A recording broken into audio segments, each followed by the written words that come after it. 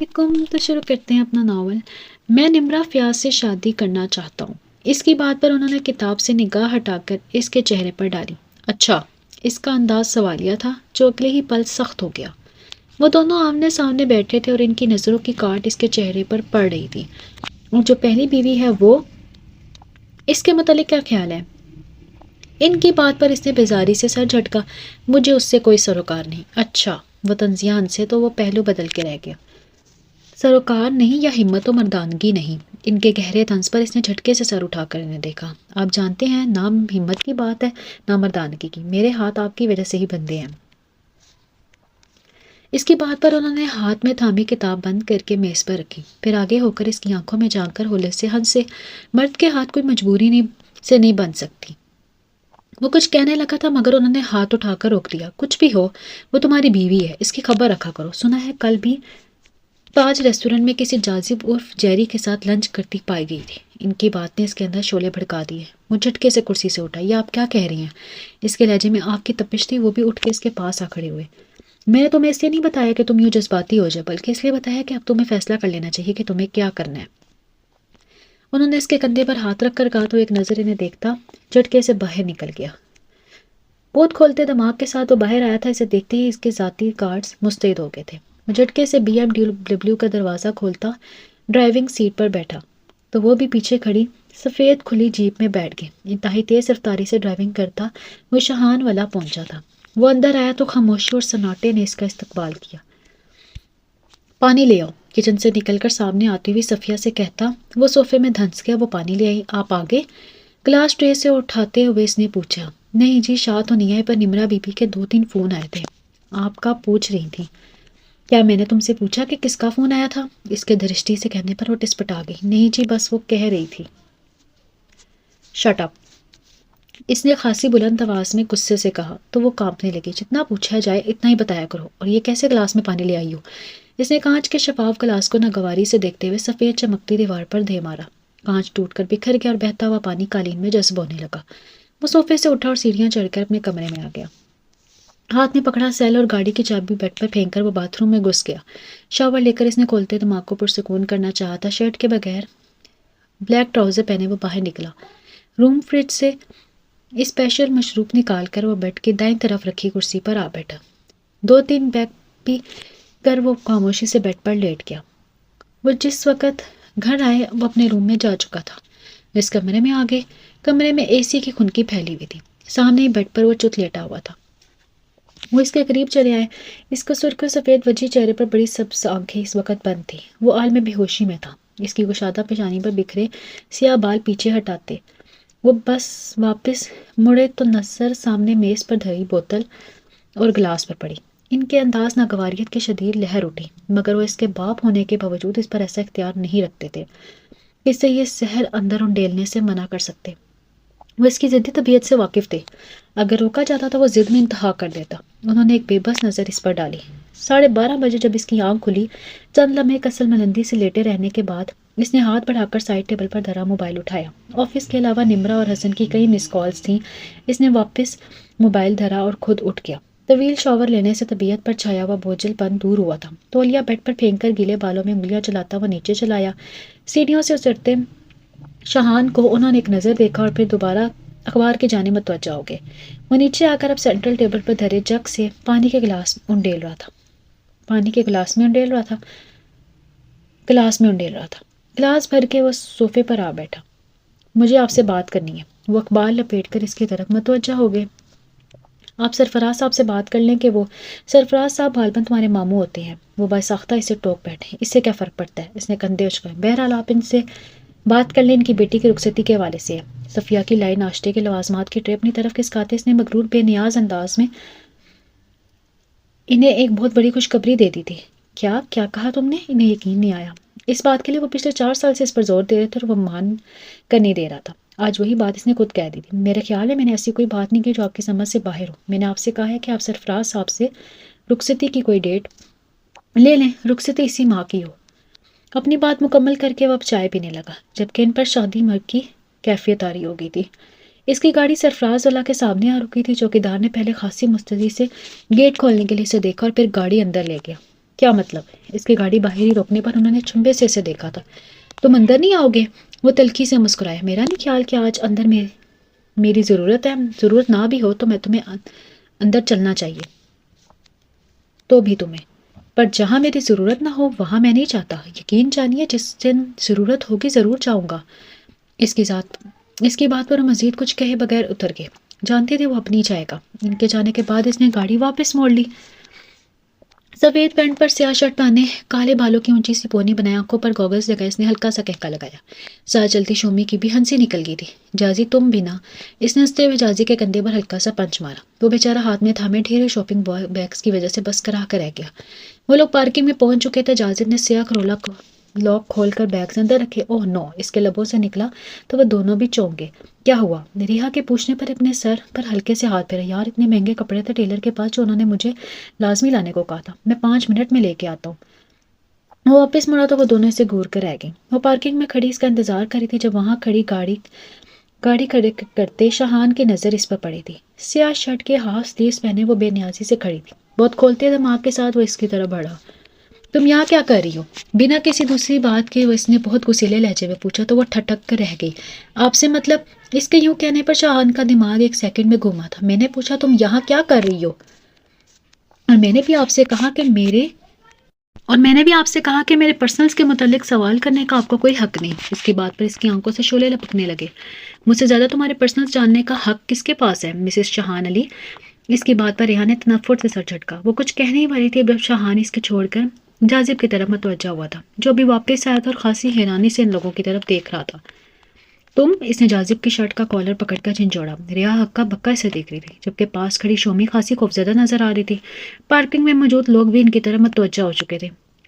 آج کے بعد اس لڑکی کے آس پاس دائیں بائیں نظر مت آنا ورنہ وہ ایک لمحہ رکا اور اس کا لہجہ انتہائی تپش لیے ہوئے تھا۔ اگر شام کو نظر آئے تو اگلی صبح کا سورج دیکھنے کی تمنا دل میں مت رکھنا۔ اس نے جازب کا کالر ایک جھٹکے سے چھوڑا جو خوفزدہ نظروں سے کبھی اسے اور کبھی پیچھے کھڑے اس کے مسلح گارڈز کو دیکھ رہا تھا۔ آس پاس کھڑے لوگ بھی اپنا کام ادھورا چھوڑ کر ان کی طرف متوجہ ہو گئے تھے۔ وہ 2 قدم واپس پلٹ کر پریشان سی کھڑی ریحا کے مقابل آیا اور پھر کسی کے بھی کچھ سمجھنے سے پہلے اس نے ریحا کی 2 دھائیاں کلائی پکڑی اور اسے اپنی گاڑی کی سمت گھسیٹا۔ دروازہ کھول کر اس نے ریحا کو پیسنجر سیٹ پر دھکیلا اور خود ڈرائیونگ سیٹ سنبھال کر گاڑی سٹارٹ کر دی۔ اس نے گارڈز بھی جیپ میں بیٹھ چکے تھے۔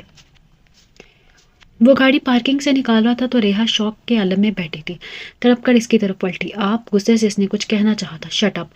شاہان نے کچھ ایسے انداز میں کہا تھا کہ اس کے تمام الفاظ اندر ہی رہ گئے۔ اب ایک لفظ نہیں۔ چبا چبا کر اس نے اتنے سرد لہجے میں کہا تھا کہ وہ بس پیچ و تاب کھا کے رہ گئی۔ سرفراز علی نے خاصی حیرانی سے ان کی جانب دیکھا۔ یہ آپ کیا کہہ رہے ہیں؟ ان کی حیرانی ان کے الفاظ سے بھی ظاہر ہو رہی تھی جبکہ آسیہ بیگم یعنی سرفراز علی کی بیگم چہرے پر ناگواری سے جائے خاموش بیٹھی تھی۔ کیوں؟ ایسا کیا غلط کہہ دیا میں نے؟ انہیں سرفراز علی کی حیرانی پر حیرانی ہوئی۔ ان دونوں کا نکاح ہوا ہے، اب رخصتی ہونی چاہیے۔ انہوں نے سرفراز علی کو یاد دلانے کی کوشش کی۔ آپ کی بات درست ہے مگر تب وہ بچے تھے، بڑے ہو چکے ہیں۔ اور سرفراز علی کی بات پر انہیں ایک دم غصہ آیا۔ ان کی بات کاٹ کر بولے تو نکاح کرتے وقت تمہیں علم نہیں تھا کہ ایک دن انہیں بڑا بھی ہونا ہے؟ ان کا تنزیہ کہنے پر سرفراز علی جھسبس ہوئے۔ میرا یہ مطلب نہیں تھا بھائی صاحب، تب وقت اور حالات اور تھے۔ تب میں اور اب بہت فرق ہے تب میں اور اب میں۔ بیچ میں 14 سال حائل ہیں اور ان 14 سالوں میں کیا کیا ہو چکا ہے، اور اگر میں جانتا ہوں تو لائل تو آپ بھی نہیں ہیں۔ سرفراز علی کی بات پر وہ بہت خاموشی سے سن رہے تھے۔ جہاں تک بات ان دونوں کی ہے تو یہ فیصلہ اب ان دونوں کو کرنا ہوگا۔ یہ ان دونوں کی زندگی کا فیصلہ ان دونوں کی مرضی سے ہوگا۔ سرفراز علی نے بے بسی سے کہا۔ میرے بیٹے کی مرضی اس رشتے کو نبھانے میں ہے سرفراز، تب بھی میں یہاں موجود ہوں۔ جہاں تک ریحا کی بات ہے تو بھلے وہ بڑی ہو چکی ہے، پھر بھی ہے تو تمہاری بیٹی ہی نا، انہوں نے تنزیہ انداز میں کہا۔ سرفراز علی پہلو بدل کے رہ گئے جبکہ آسیہ بیگم کی پیشانی پر پڑی شکنیں مزید گہری ہو گئی تھی۔ بہرحال تم پوچھ لو اس سے، پھر دیکھتے ہیں۔ وہ صوفے سے اٹھ کھڑے ہوئے، پھر سرفراز علی نے ہاتھ ملا کر وہ باہر نکل آئے جہاں شاہان کا بھیجا ہوا ڈرائیور ان کا منتظر کھڑا تھا۔ جاہل گوار! صحیح کہتے ہیں لوگ، جتنا بھی پڑھ لکھ جائیں اندر سے ان پڑھ جاہل ہی رہتے ہیں۔ بہت غصے سے کہتے ہوئے اپنا چرمی بیگ صوفے پر پھینکا، پھر خود بھی صوفے پر گر کر لمبے لمبے سانس لے کر اپنا غصہ کنٹرول کرنے لگی۔ پتہ نہیں خود کو کیا سمجھتا ہے، جیسے تمام دنیا اس کے باپ کی جاگیر ہی تو ہے۔ ایڈیٹ! سیاہ سینڈل سے پاؤں کو آزاد کرواتے وہ اپنی بھڑاس نکال رہی تھی۔ How sweet! سیڑھیوں سے اترتی نیہا مسکرائی۔ کتنے پیارے انداز میں میری سویٹ سسٹر میرے پیارے سے دولہا بھائی کو یاد کر رہی ہے۔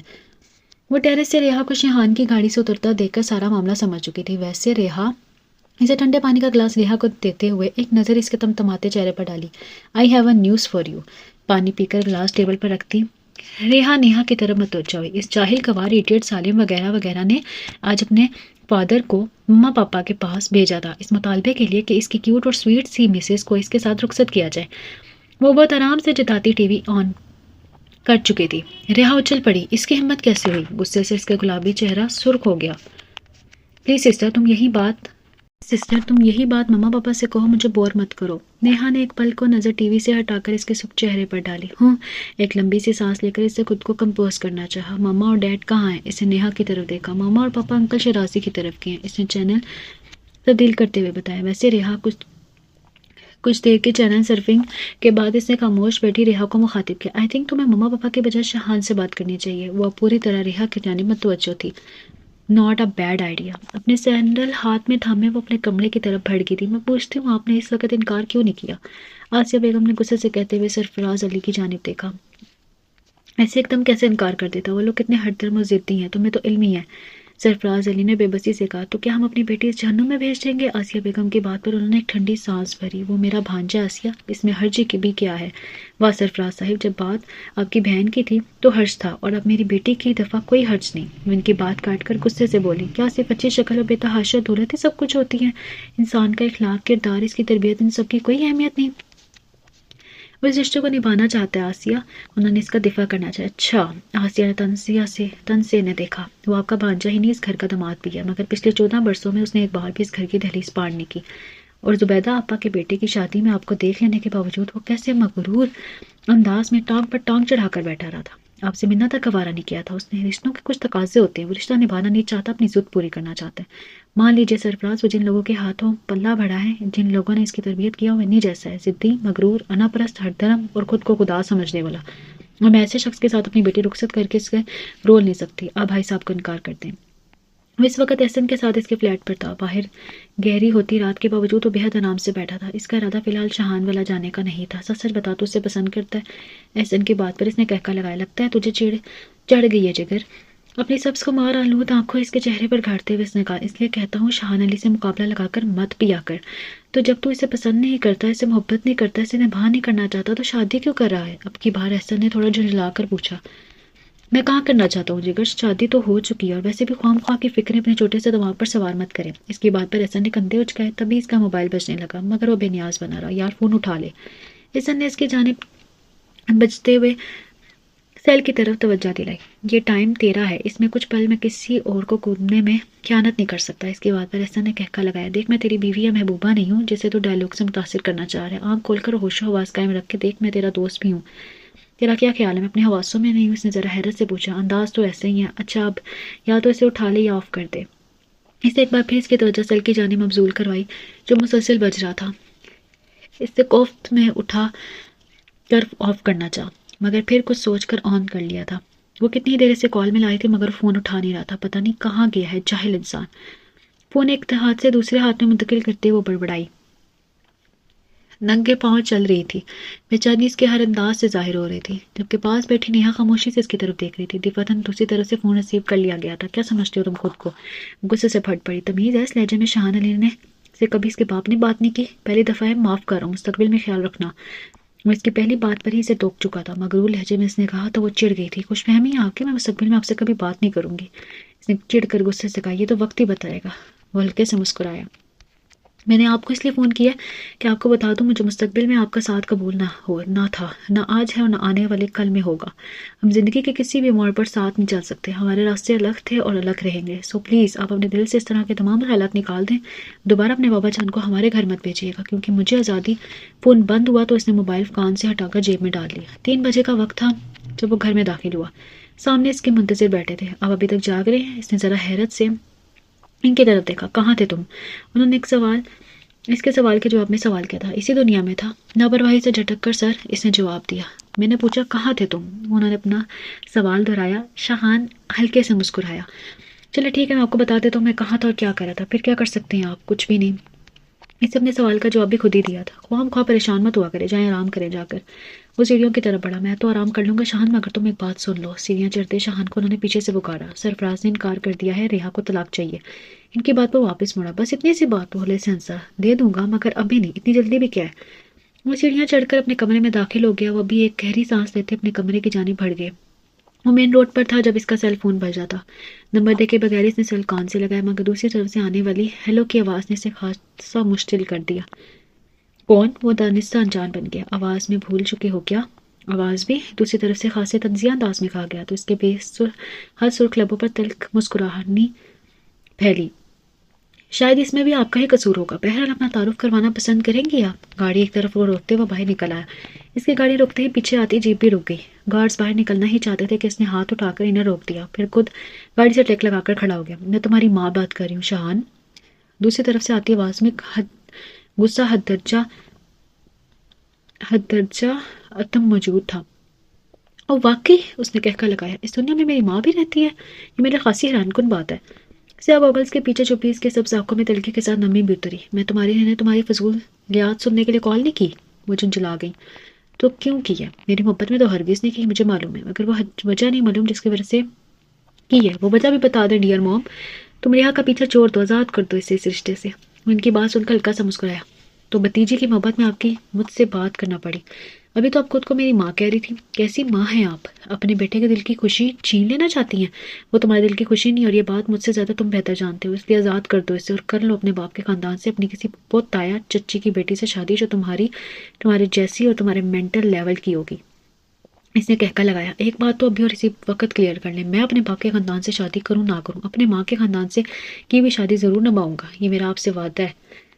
ہلکے سبز رنگ کا سوٹ پہنے، بالوں کو کیچن میں جکڑے وہ خاصی مصروف ہی تھی۔ بیڈ پر بکھرے کپڑوں کو الگ کرتے ہوئے اس نے سیاہ بیگ میں رکھا۔ وہ 15 دنوں کے لیے کراچی جا رہی تھی، جہاں اس کی کزن کی شادی تھی، جو اس کی صرف خالہ زادی نہیں، اب بہت اچھی دوست بھی تھی۔ اس کی شادی میں شرکت کے لیے گھر سے بس وہی جا رہی تھی، کیونکہ پاپا آفس کی وجہ سے اور مما اپنی مصروفیت کی وجہ سے نہیں جا رہی تھی، جبکہ نیہا کا فائنل سیمسٹر چل رہا تھا۔ لے دیکھ کے ایک وہی بچی تھی، سو خوشی خوشی تیار ہوگی۔ ابھی وہ اپنی پیکنگ کر رہی تھی جب نیہا اندر داخل ہوئی۔ اس کے ہاتھ میں چند پیکٹس تھے جو اس نے لا کر ریحا کے پاس رکھے۔ وہ سر اٹھا کر اسے دیکھنے لگی۔ مما نے دیے حور رین کے لیے۔ نیہا کے پاس بیڈ پر بیٹھ گئی۔ سیٹ کنفرم ہو گئی؟ ریحا کے اشارہ کرنے پر اس کے گولڈن پاؤچ اٹھا کر دیتے ہوئے پوچھنے لگی۔ Of course. پاؤچ اس کے ہاتھ سے لے کر اس نے بیگ میں رکھا، پھر بیگ بند کر کے ایک طرف رکھ کے مطمئن سے انداز میں بیٹھ گئی۔ ویسے ریحا تمہیں کیا لگتا ہے وہ اتنی آسانی سے مان جائے گا؟ اپنے والوں کی کیچر سے آزاد کرتے ہوئے اس نے نہ سمجھی سے نیہا کی جانب دیکھا۔ کون؟ شاہان؟ اور کون؟ نیہا کے کہنے پر اس نے سر جھٹکا۔ اگر اس میں شرم و غیرت ہے تو یقیناً پتہ نہیں ریحا، مما کہہ رہی تھی کہ بہت ضدی انسان ہے اور مجھے لگتا ہے کہ وہ اتنی جلدی اور آسانی سے تمہاری جان نہیں چھوڑ سکتا ہے۔ نیہا خاصی پریشان تھی۔ ڈونٹ وری نیہا، وہ کیا کر سکتا ہے بھلا؟ اس نے لاپرواہی سے کندھے اچکائے۔ وہ بہت فریش موڈ کے ساتھ بیٹھا اور ان کے ساتھ ناشتہ کر رہا تھا۔ آپ آفس آئیں گے کیا؟ اورنج جوس کا گلاس اپنے سامنے رکھتے اس نے ان سے پوچھا۔ نہیں، مجھے کہیں اور جانا ہے، پال لپیٹ کر رکھتے وہ بولے۔ ان کی بات پر سر ہلا کر وہ جوس کی طرف متوجہ ہو گیا۔ تو پھر کیا سوچا ہے تم نے؟ انہوں نے چائے کا گھونٹ لے کر اس سے پوچھا تو وہ سوالیہ نظروں سے انہیں دیکھنے لگا تھا۔ کس بارے میں؟ ریحا کے بارے میں۔ ان کی بات پر ایک لمحہ خاموش ہوا تھا۔ وہ پچھلے ایک ہفتے سے اس بارے میں بات کرنا چاہتے تھے، مگر ہر بار وہ بہت خوبصورتی سے ٹال جاتا تھا۔ سوچ لیں گے بابا، اتنی جلدی بھی کیا ہے؟ انہیں جواب دیتا وہ اٹھ کھڑا ہوا۔ چلتا ہوں۔ رسٹ واچ پر وقت دیکھتا وہ باہر کے جانے بڑھ گیا۔ وہ اس کے مبہم رویے پر الجھتے احسن کے ساتھ آ بیٹھے۔ جب سے انہوں نے ان لوگوں کو طلاق کے مطالبے کا متعلق بتایا تھا وہ خاموش تھا۔ ان کے بار بار پوچھنے کے باوجود وہ کچھ بتا نہیں رہا تھا۔ اس کا کیا ارادہ تھا؟ احسن سے اس کی بہت بنتی تھی۔ تمام باتیں بیان کر کے انہوں نے اپنی الجھن اس سے شیئر کی تھی۔ مجھے اس کی خاموشی سے ڈر لگ رہا ہے احسن۔ ایسا کبھی نہیں ہوا کہ اس کے مزاج کے خلاف کوئی بات ہو جائے اور بنا کوئی رد عمل ظاہر کیے یوں خاموشی سے بیٹھ جائے۔ تمہیں کیا لگتا ہے کیا ارادہ ہے اس کا؟ I don't know uncle. احسن نے خاصے شرمندہ لہجے میں اپنی لا علمی کا اظہار کیا۔ بیکاز انکل اس کے دل و دماغ میں کسی وقت کیا چل رہا ہوتا ہے کچھ یقین سے نہیں کہا جا سکتا۔ وہ اپنے دل کسی بات سے شیئر نہیں کرتا اپنے اندر کی۔ میں نے ایک دو بار کوشش بھی کی ہے مگر بہت آسان نہیں اور خوبصورت سے دامن بچا جاتا ہے۔ احسن کی بات سن کر وہ پریشان ہو گئے۔ وہ کب سے کمرہ بند کیا خود اذیتی کے عالم میں تھا۔ نو ڈیئر اماں جان، آپ نے اتنے سال بعد یاد بھی کیا تو میری محبت میں نہیں بلکہ اپنی پیاری بھتیجی کے لیے۔ سگریٹ کا گہرا کش لے کر دھواں فضا میں چھوڑتے سے تلخی سے سوچا، اس لیے کہ میں آپ کی پیاری بھتیجی کو آزاد کر دوں۔ کیوں؟ نازک پرنی نازک سی ریحا علی مجھے جیسے پتھر دل کے ساتھ زندگی نہیں گزار سکتی۔ تیزی سے سوچتے ہوئے وہ سگریٹ پر سگریٹ پھونکتے چلا جا رہا تھا۔ تو میں پتھر دل ہوں اماں جان؟ وہ زہر خند لہجے میں بڑبڑایا۔ تو مجھے پتھر دل بنایا کس نے؟ وہ استہزیہ ہنسا۔ بہرحال اماں جان آپ کی خواہش تو پوری نہیں ہو سکتی، کم سے کم میری زندگی میں تو ہرگز نہیں۔ تلک سے انداز میں خود کلامی کرتے ہوئے وہ آخر میں ہولے سے مسکرایا تھا۔ سفید کاٹن کے پینٹ پر سلیولس ہلکے گلابی رنگ کی قمیض پہنے اس نے میچنگ پونی سے بال باندھ رکھے تھے۔ لکڑی کے جھولے پر بیٹھے ہوئے اس نے سیل پر جاذب کا نمبر ملایا۔ ہائے جاذب، کہاں ہو تم؟ میں جا رہی ہوں تو تم دونوں کو بھی توفیق نہیں ہوئی کہ ایک کال ہی کر لو۔ جیسی کہ کال ریسیو کرتے ہی وہ بلا توقف سے شروع ہو چکی تھی۔ مجھے کہاں جانا تھا؟ میں یہی تھا، وہ دھیرے سے بولا۔ اچھا سنو، میں کچھ دنوں کے لیے کراچی جا رہی ہوں، تو بھی تم لوگ آج جو انجوائے کریں گے۔ اس کی بات کرے وہ کچھ پل کے لیے خاموش ہوا تھا۔ I am sorry Reha but it's not possible. چند لمحوں بعد وہ بولا، اوکے میں شمی کو کال کرتی ہوں، میں بھی وہیں آ جاتی ہوں۔ اس نے وال کلاک پر ٹائم دیکھتے ہوئے کہا تو وہ بکلا گیا۔ نو ریحا پلیز تم مت آنا۔ کیا مطلب؟ کیوں نہ ہو؟ وہ جھولے سے اٹھتے اٹھتے رہ گئی۔ ریحا میں وہ کوئی بھی وجہ بتانے سے قاصر تھا۔ جازی مجھے بتاؤ تمہارے اس طرح کے رویے کی کیا وجہ ہے؟ وہ لچ کی۔ جازی اس کی بات کے جواب میں خاموش رہا۔ چند لمحوں کی خاموشی کے بعد وہ خود ہی نتیجے پر پہنچی۔ اوہ کہیں تم شاہان کی وجہ سے تو نہیں؟ وہ بات ادھوری چھوڑ کے خاموش ہو گئی۔ دوسری طرف پھیلی چوپال بند اعتراف ہی تھا۔ اوہ مائی گاڈ، تم اتنے ڈرپوک بھی ہو سکتے ہو، میں نے کبھی خواب میں بھی نہیں سوچا تھا۔ میں بزدل نہیں ہو رہا۔ اس کی بات پر ٹرپ اٹھا تھا۔ تو پھر اور کیا ہو؟ تن سے بولی۔ اس نے ممی ڈیڈی کو دھمکی دی ہے کہ میں نے کبھی تم سے کسی بھی قسم کا رابطہ کی رکھا تو مجھے مار دے گا۔ میں اپنے والدین کی اکلوتی اولاد ہوں ریحا، اور میرے لیے کتنی ضروری ہے تم جانتی ہو، نہ چاہ اسے حقیقت بتانا پڑے۔ ممی نے رو رو کر مجھے کہا ہے کہ میں تم سے کبھی نہ ملوں، نہ بات کروں۔ ساری بات بتا کر وہ خاموش ہو گیا۔ ادھر ریحا کا غصہ اور شرمندگی سے برا حال تھا۔ اس کی وجہ سے جازب اور اس کے والدین کو کتنی ذہنی اذیت اٹھانی پڑی تھی۔ وہ شرمندہ ہو گئی تھی اور یہ شاہان نے لی۔ اس نے غصے سے مٹھیاں بھیجی تھی۔ تمہارا باپ آیا تھا، تمہاری وجہ سے بہت پریشان تھا۔ وہ ان کے سامنے آ کر بیٹھا ہی تھا جب انہوں نے کتاب سے نگاہ ہٹائے بغیر اسے مطلع کیا تھا۔ میری وجہ سے؟ اس نے لہجے میں مصنوعی حیرانی پیدا کی۔ انہیں بیچارہ بھلا کسی کی کیا پریشانی ہوگی؟ خواہ مخواہ کا وہن پال رکھا ہے انہوں نے۔ خواہ مخواہ کا؟ انہوں نے اسے اگلوانے کی کوشش کی۔ میں کیا کروں؟ کچھ کرتا ہوں تب بھی انہیں پریشانی ہوتی ہے، نہیں کیا تب بھی پریشانی ہے۔ ایک ہاتھ سے بال سنوارتا وہ معصومیت سے بولا، تمہارا باپ ہے۔ انہوں نے اسے یاد دلایا۔ اور آپ ان کے باپ ہیں؟ اس نے بھی انہیں یاد دلایا۔ تب وہ کتاب بند کر کے پوری طرح اس کی طرف متوجہ ہوئے تھے۔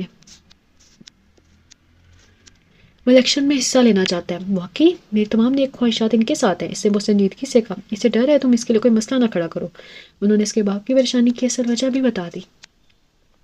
اور میں سوچتا تھا وہ میرے لیے پریشان ہے۔ دل نے یہ کہا مگر زبان سے کچھ اور ادا ہو رہا تھا۔ میں غریب مسکین سا بندہ ہر گھڑی روزی روٹی کے چکر میں پھنسا رہتا ہوں، میں نے کیا پرابلم کھڑی کرنی ہے کسی کے لیے؟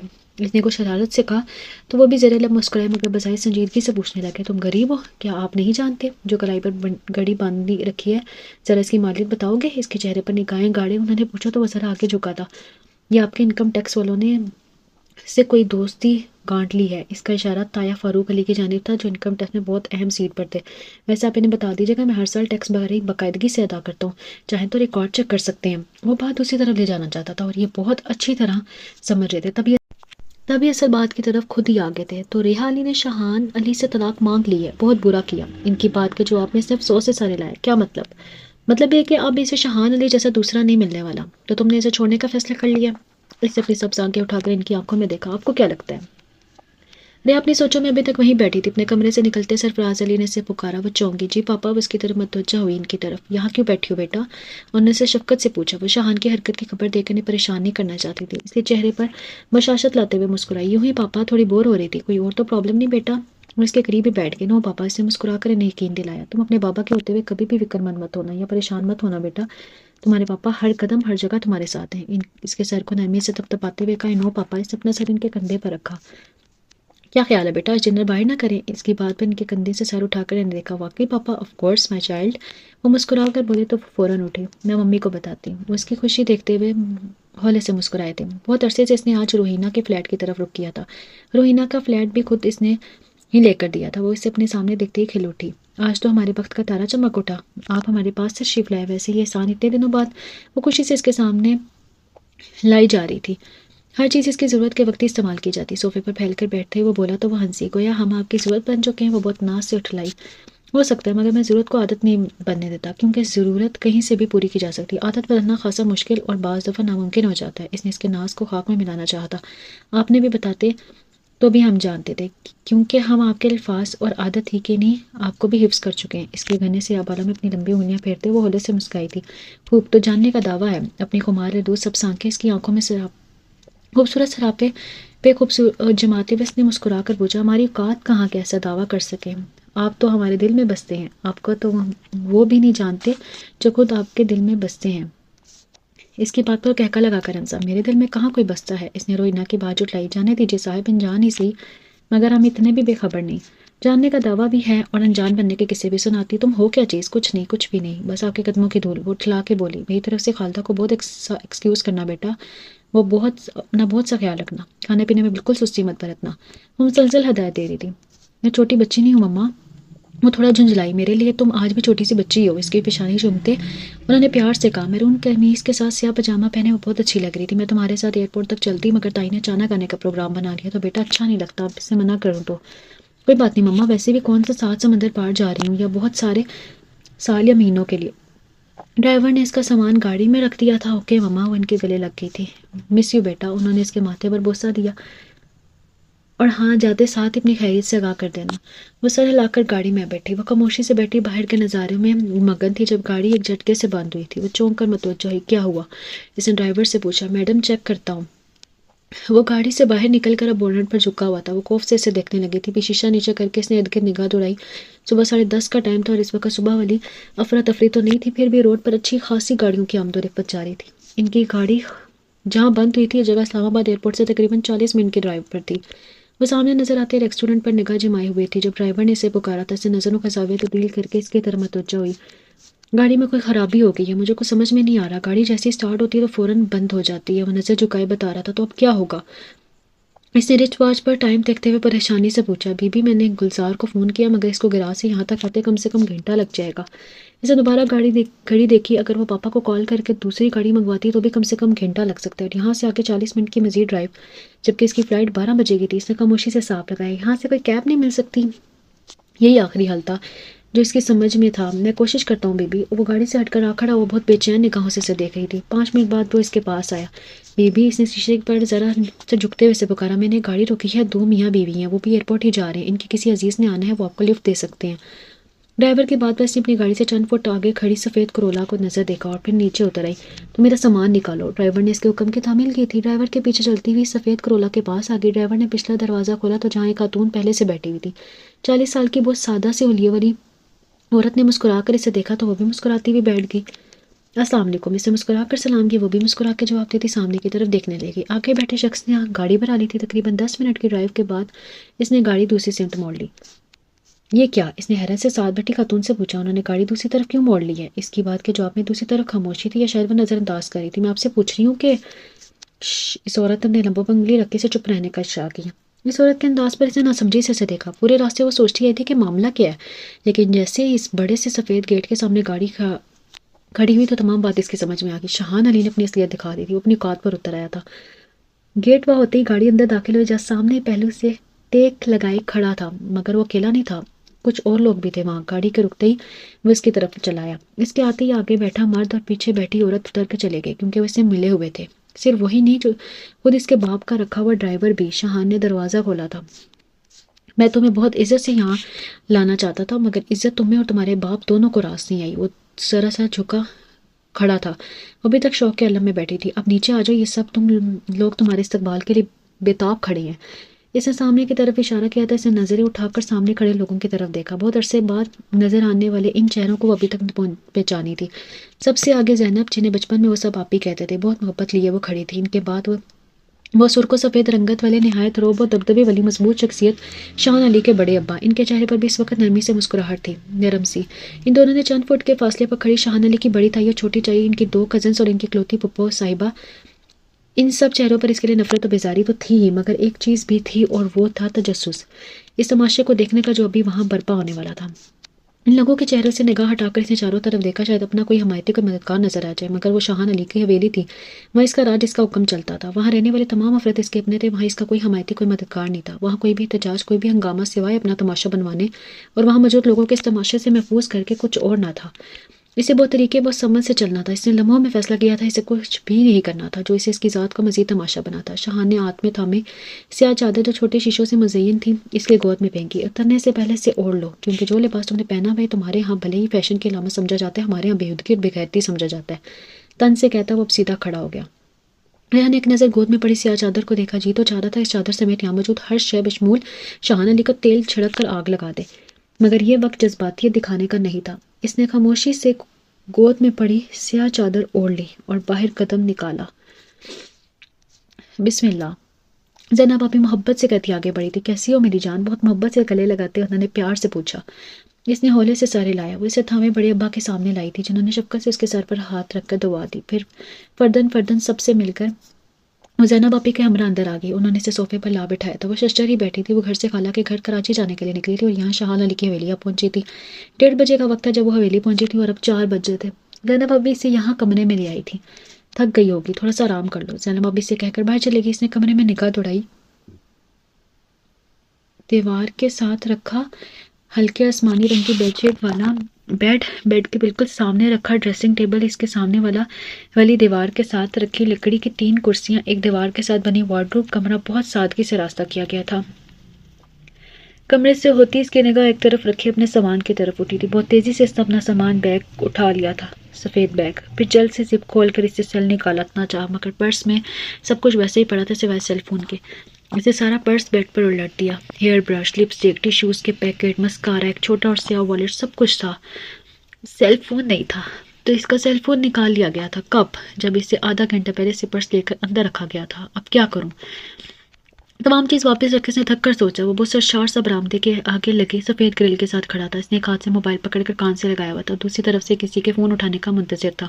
آسیہ بیگم نے نظر آتے ریحا کے نمبر کو خوشی سے دیکھتے کال ریسیو کی۔ ہاں میری جان پہنچ گئی ہو؟ انہوں نے مسکراتے ہوئے پوچھا۔ کیسی ہیں میری پیاری سی ساسو ماں؟ دوسری طرف سے آئی آواز نے انہیں حیران کر دیا۔ تم میں حیرت بھری الجھن تھی۔ تمہارے پاس ریحا کا سیل کیسے آیا؟ ہاں ہاں ہاں ہاں، اس نے فلک شگاف کہہ کر لگایا۔ میرے پاس آپ کی ریحا کا سیل ہی نہیں، آپ کی پیاری سی بیٹی بھی، اور یہی بتانے کے لیے میں نے آپ کو کال کیا کہ آپ ہم کو پریشان نہ ہوتی رہیں۔ کیا بکواس ہے یہ؟ انہوں نے اشتعال سے پوچھا۔ ریحا تو کراچی گئی ہے، تمہارے پاس کیسے ہو سکتی ہے؟ وہ ان کے مشکل ہونے پر محظوظ ہوا تھا۔ بہت بھولی ہیں آپ مامی جی، جب اس کا اتنا پیار کرنے والا شوہر یہاں پر ہے تو وہ کراچی جا کر کیا کرتی؟ وہ تو یہاں ہے میرے پاس، میرے قریب۔ متلف لیتے ہوئے انہیں زہر لگ رہا تھا۔ بہت غصے سے انہوں نے کچھ کہنا چاہا مگر اس نے فوراً انہیں ٹوک دیا۔ پلیز مامی جی، ابھی کافی کام ہے جو مجھے کرنے ہیں، باقی تفصیل بات تو بعد میں ہوگی۔ انہوں نے مسکرا کر فون بند کر دیا۔ وہ بہت پریشانی سے بیٹھی تھی۔ بہت سا سوچنے کے باوجود بھی اسے یہاں سے نجات یا فرار کی کوئی راہ دکھائی دے رہی تھی۔ ہر راستہ بند، گلی میں آ کر کھڑا ہوا۔ اسے یوں بے بس کر دیا گیا کہ بہت کچھ چاہنے کے باوجود بھی وہ کچھ بھی کرنے کی پوزیشن میں نہیں تھی۔ تقدیر نے اسے شاہان علی جیسے ظالم انسان کے سامنے لا پھینکا تھا۔ بیڈ گراؤنڈ سے سر ٹکائے اپنی سوچوں میں گلتا تھی۔ جب وہ مضبوط قدموں سے چلتا اندر آیا، اس نے لاک لگایا تو وہ چونک کر سیدھی ہوئی اور اپنے سامنے کھڑے شاہان علی کو دیکھ کر بری طرح پریشان ہو گئی۔ وہ یہاں کیوں آیا تھا؟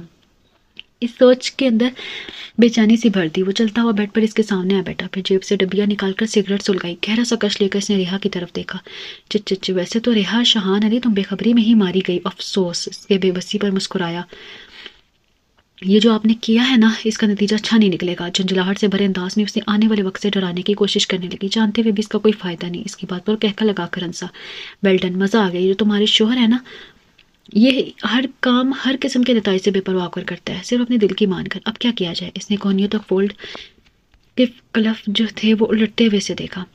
یہ تو ایسا ہی ہے، خیر ابھی ان باتوں کو چھوڑو، کل کی کل دیکھی جائے گی، ابھی تو ان لمحوں کی خوبصورتی کو محسوس کرو۔ ایک دم سے اپنا انداز تبدیل کر کے اس نے ریحا کی سفید کلائی تھام لی۔ وہ بھڑک اٹھی۔ ڈونٹ ٹچ می، غصے سے کہہ کر اس نے اپنی کلائی چھڑانے کی کوشش کی۔ اس کا یوں غصہ ہونے پر وہ بھی مشتعل ہو گیا۔ ایک جھٹکے سے اسے اپنی طرف کھینچتے اس نے تنزیہ سے دیکھا۔ ورنہ کیا کر لو گی تم؟ اس نے اسے اپنے بےحد قریب کر لیا۔ میں صرف یہی نہیں اور بھی بہت کچھ کر سکتا ہوں اور کروں گا بھی، بہت غصے سے کہتے ہوئے شاہان کی سانس اس کے رخسار سے ٹکرا رہی تھی۔ اور تم کچھ نہیں کر سکتی، پر کاٹ دیتے ہیں تمہارے۔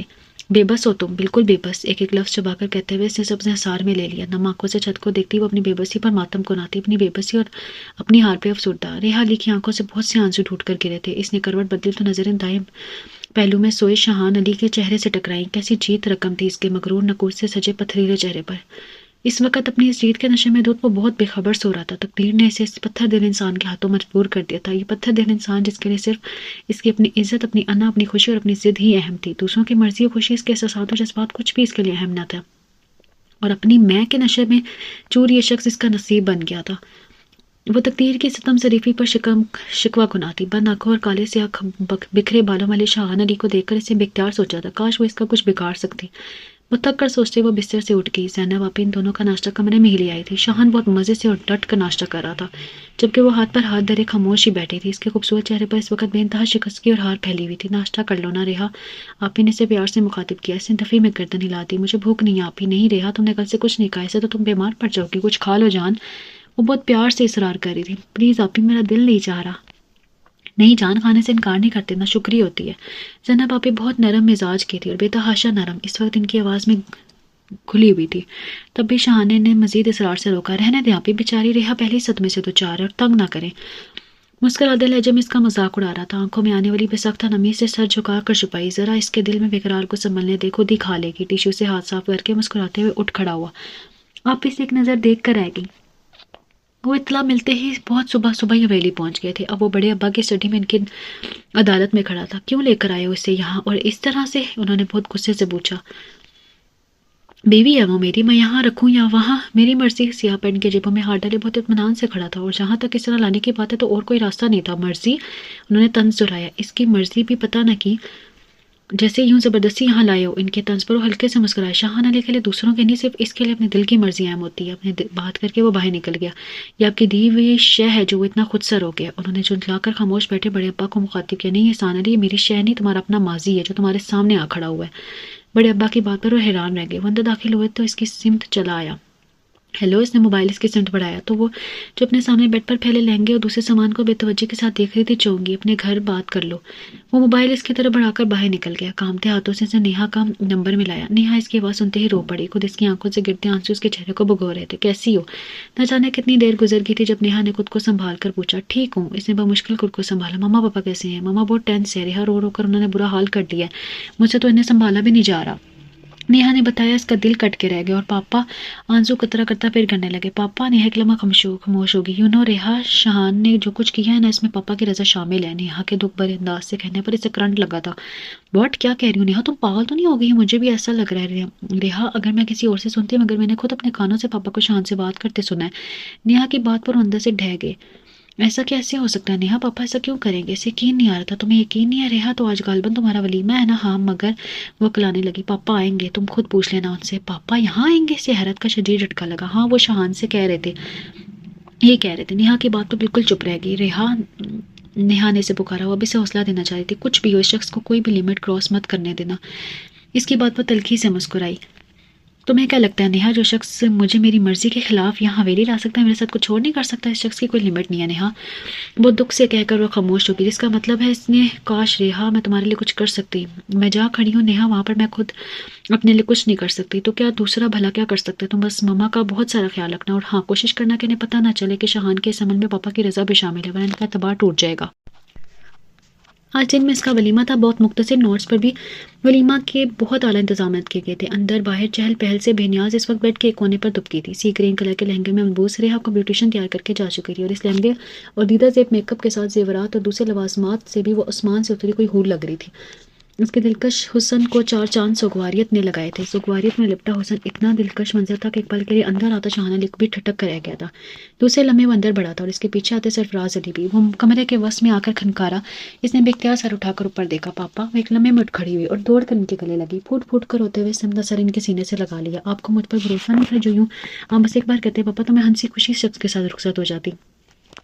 شاہان انہیں اکیلا چھوڑ کر باہر چلا گیا تھا۔ تب بہت سا رو لینے کے بعد اس کے لبوں سے شکوہ برآمد ہوئی تھی، تمہاری ماں کبھی نہیں مانتی بیٹا، ہوا تھا۔ انہوں نے بہت پرملال سے انداز میں کہا، میں ایسا کرنا نہیں چاہتا تھا بیٹا۔ وہ ایک لمحے کو خاموش ہوئے تھے۔ بعض فیصلے بڑے اذیت ناک ہوتے ہیں، مگر چونکہ وہ ہمارے اپنے ہوتے ہیں، اس لیے خوشی سے یا ناخوشی سے ہمیں اپنا نبھانا پڑتا ہے۔ کوئی بھی فیصلہ کرنے سے پہلے ہمیں اس کے تمام رخ ہی نہیں دیکھنے چاہیے، بلکہ ہمیں ان کے اثرات کو بھی مد نظر رکھنا چاہیے، جو ہمارے اس فیصلے کے نتیجے میں نہ صرف ہم پر بلکہ ہم سے وابستہ بہت سارے دوسرے لوگوں پر بھی اثر انداز ہوتے ہیں۔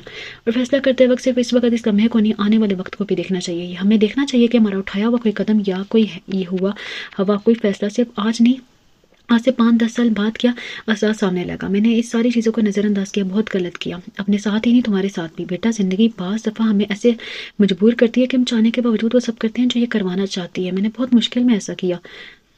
تمہیں معلوم ہے بیٹا میں نے ایسا کیوں کیا؟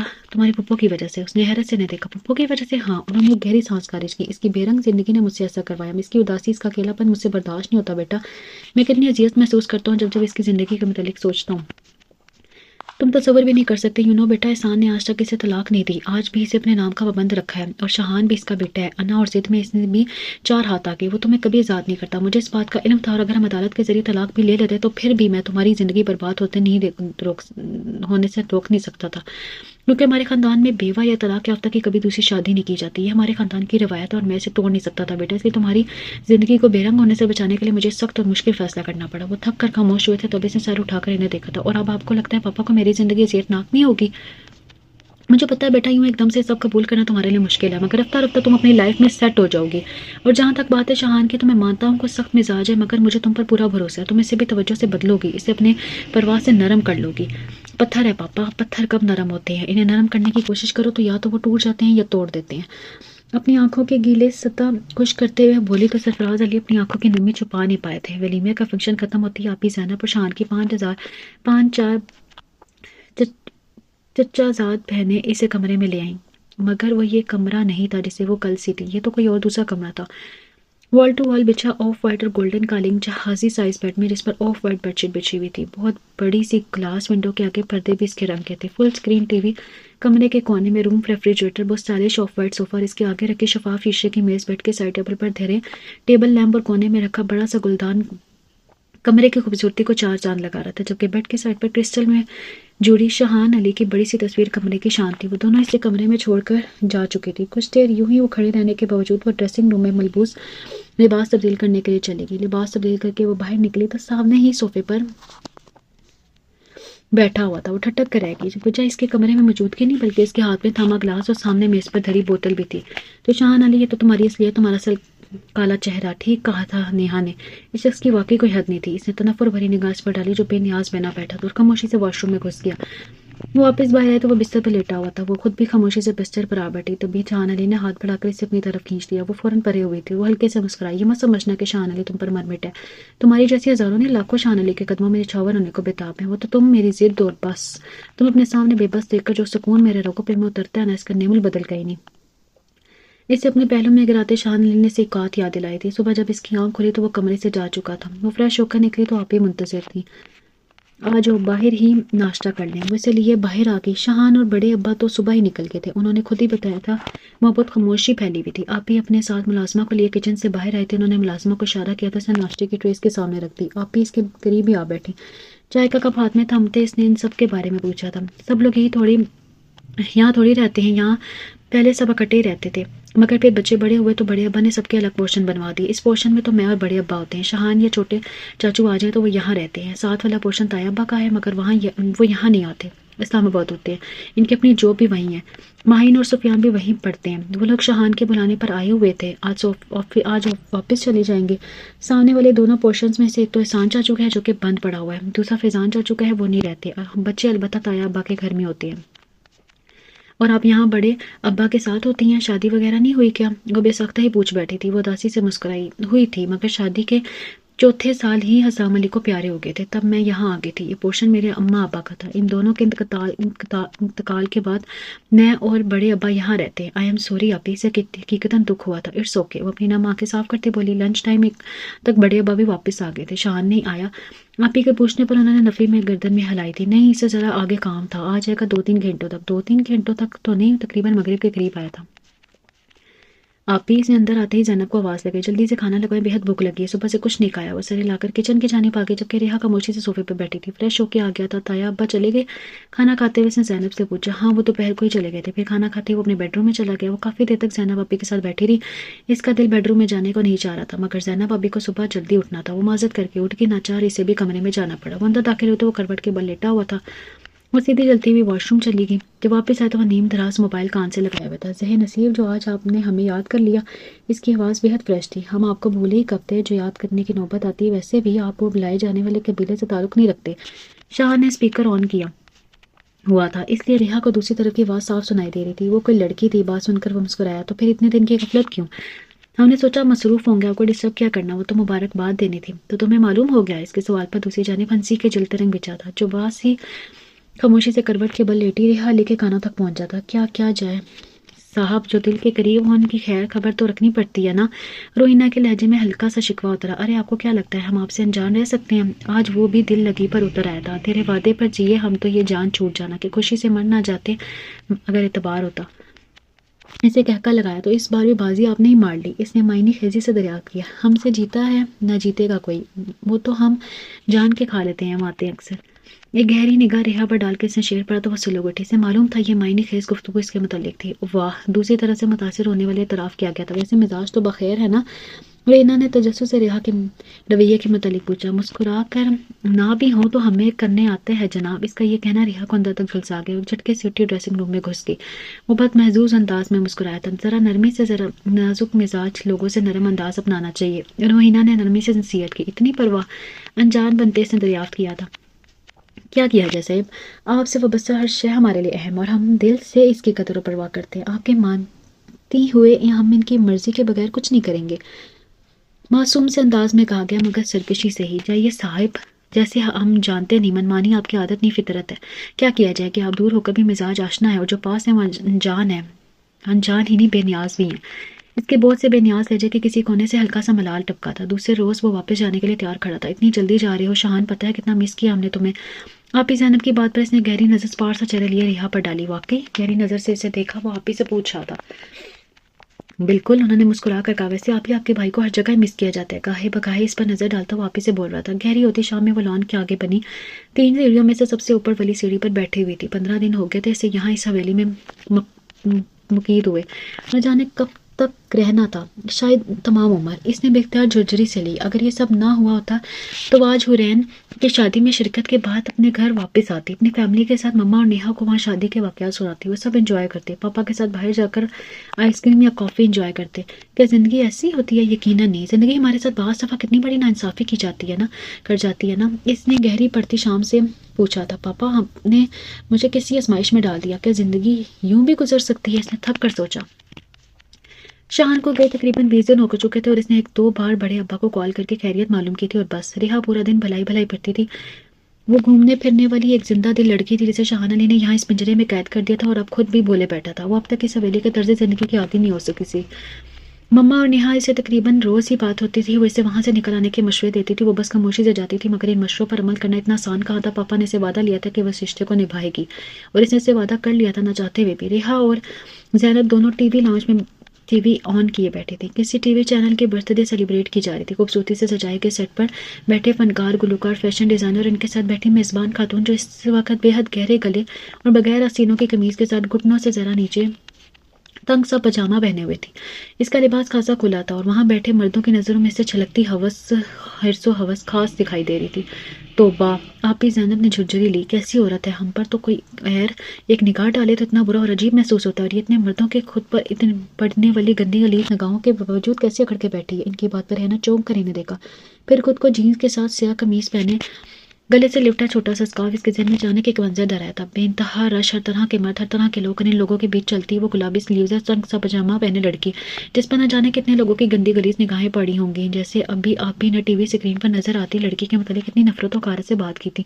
بالکل ایسے بازار میں چلتی ریحا کے متعلق کتنے لوگوں نے کس طرح سے بات کی ہوگی. وہاں کھڑے لڑکوں نے، مردوں نے پتہ نہیں کس طرح سے اسے ڈسکس کیا ہوگا. اس کے ظاہری حلیے کی وجہ سے کتنے لوگوں نے اس کے کردار کو بھی غلط سمجھا ہوگا. اسے اس کے ماں باپ اس کے خاندان کو گھٹیا سمجھا ہوگا. اگر کسی انسان کے ظاہری حلیے سے اس کے خاندان اس کے کردار کا اندازہ لگایا جاتا تو اب تک اس کے متعلق کیسے اندازے لگائے جاتے ہوں گے. عورت کو ایسا ہونا چاہیے کہ اس پر اٹھنے والی ہر نگاہ احترام اور عزت میں لپٹی ہوئی ہو. زینب ابا کے کہنے پر خاموشی سے نہ دیکھتی رہ گئی. اسے گاؤں سے آئے تقریباً مہینہ ہو گیا تھا اور ابھی بھی اس کا حویلی جانے کا کوئی پروگرام نہیں تھا. تیار ہو کے نیچے آیا تو احسان صاحب ناشتے کی میز پر اس کے منتظر تھے. گاؤں کب جا رہے ہو؟ ان کے استفسار پر اس نے چونک کر انہیں دیکھا. فی الحال کوئی پروگرام نہیں. کیوں آپ جا رہے ہیں؟ جواب دیتے ساتھ ہی اس نے پوچھا. میرا نہیں، تمہارا جانا ضروری ہے. جیسے اپنے بیوی بنا کے وہاں چھوڑ آئے ہو، کچھ اس کی بھی خبر لو. بیوی ہو تمہاری، اس کا خیال رکھنا تمہاری ذمہ داری ہے. اس کی بات سن کر وہ ہنس پڑا. ایسی باتیں آپ کے منہ سے اچھی نہیں لگتی بابا. سو اپنا اور میرا ٹائم ضائع مت کیجیے. وہ ہنس کر کہتا چلا گیا. وہ ششتر سے بیٹھے رہ گئے. وہ اپنے چند جوڑے جو اس کے پاس بکھرائے بیٹھی تھی، جینس، شرٹس اور شادی اٹینڈ کرنے کے لیے جو ڈریسز بنوائے تھے، سبھی آدھی آستینوں اور بغیر آستینوں کے تھے. وہ اب تک اس طرح کے لباس بہت خوشی اور پسند سے پہنتی تھی. اب یہ لباس پہننے کا اس کا دل نہیں چاہ رہا تھا. حیرت کی بات تھی مگر ہوتا ہے نا بعض دفعہ اگر ایک لمحہ کوئی ایک بات، کوئی ایک واقعہ انسان کی سوچ کی تبدیلی کی وجہ بن جاتا ہے. ایسے اس کے ساتھ ہوا تھا. وہی کپڑے جو وہ اب تک پہنتی آئی تھی وہ یہی بیہودہ اور فحش لگ رہے تھے. ارے یہاں کیا کر رہی ہو؟ زینب نے اندر آتے ہوئے پوچھا. اس نے جواباً اپنی مشکل بتائی. نو پرابلم ڈیئر، ابھی شاہان کو کال کرتے ہیں، اپنی مسز کے لیے زبردست شاپنگ کر کے لاؤ.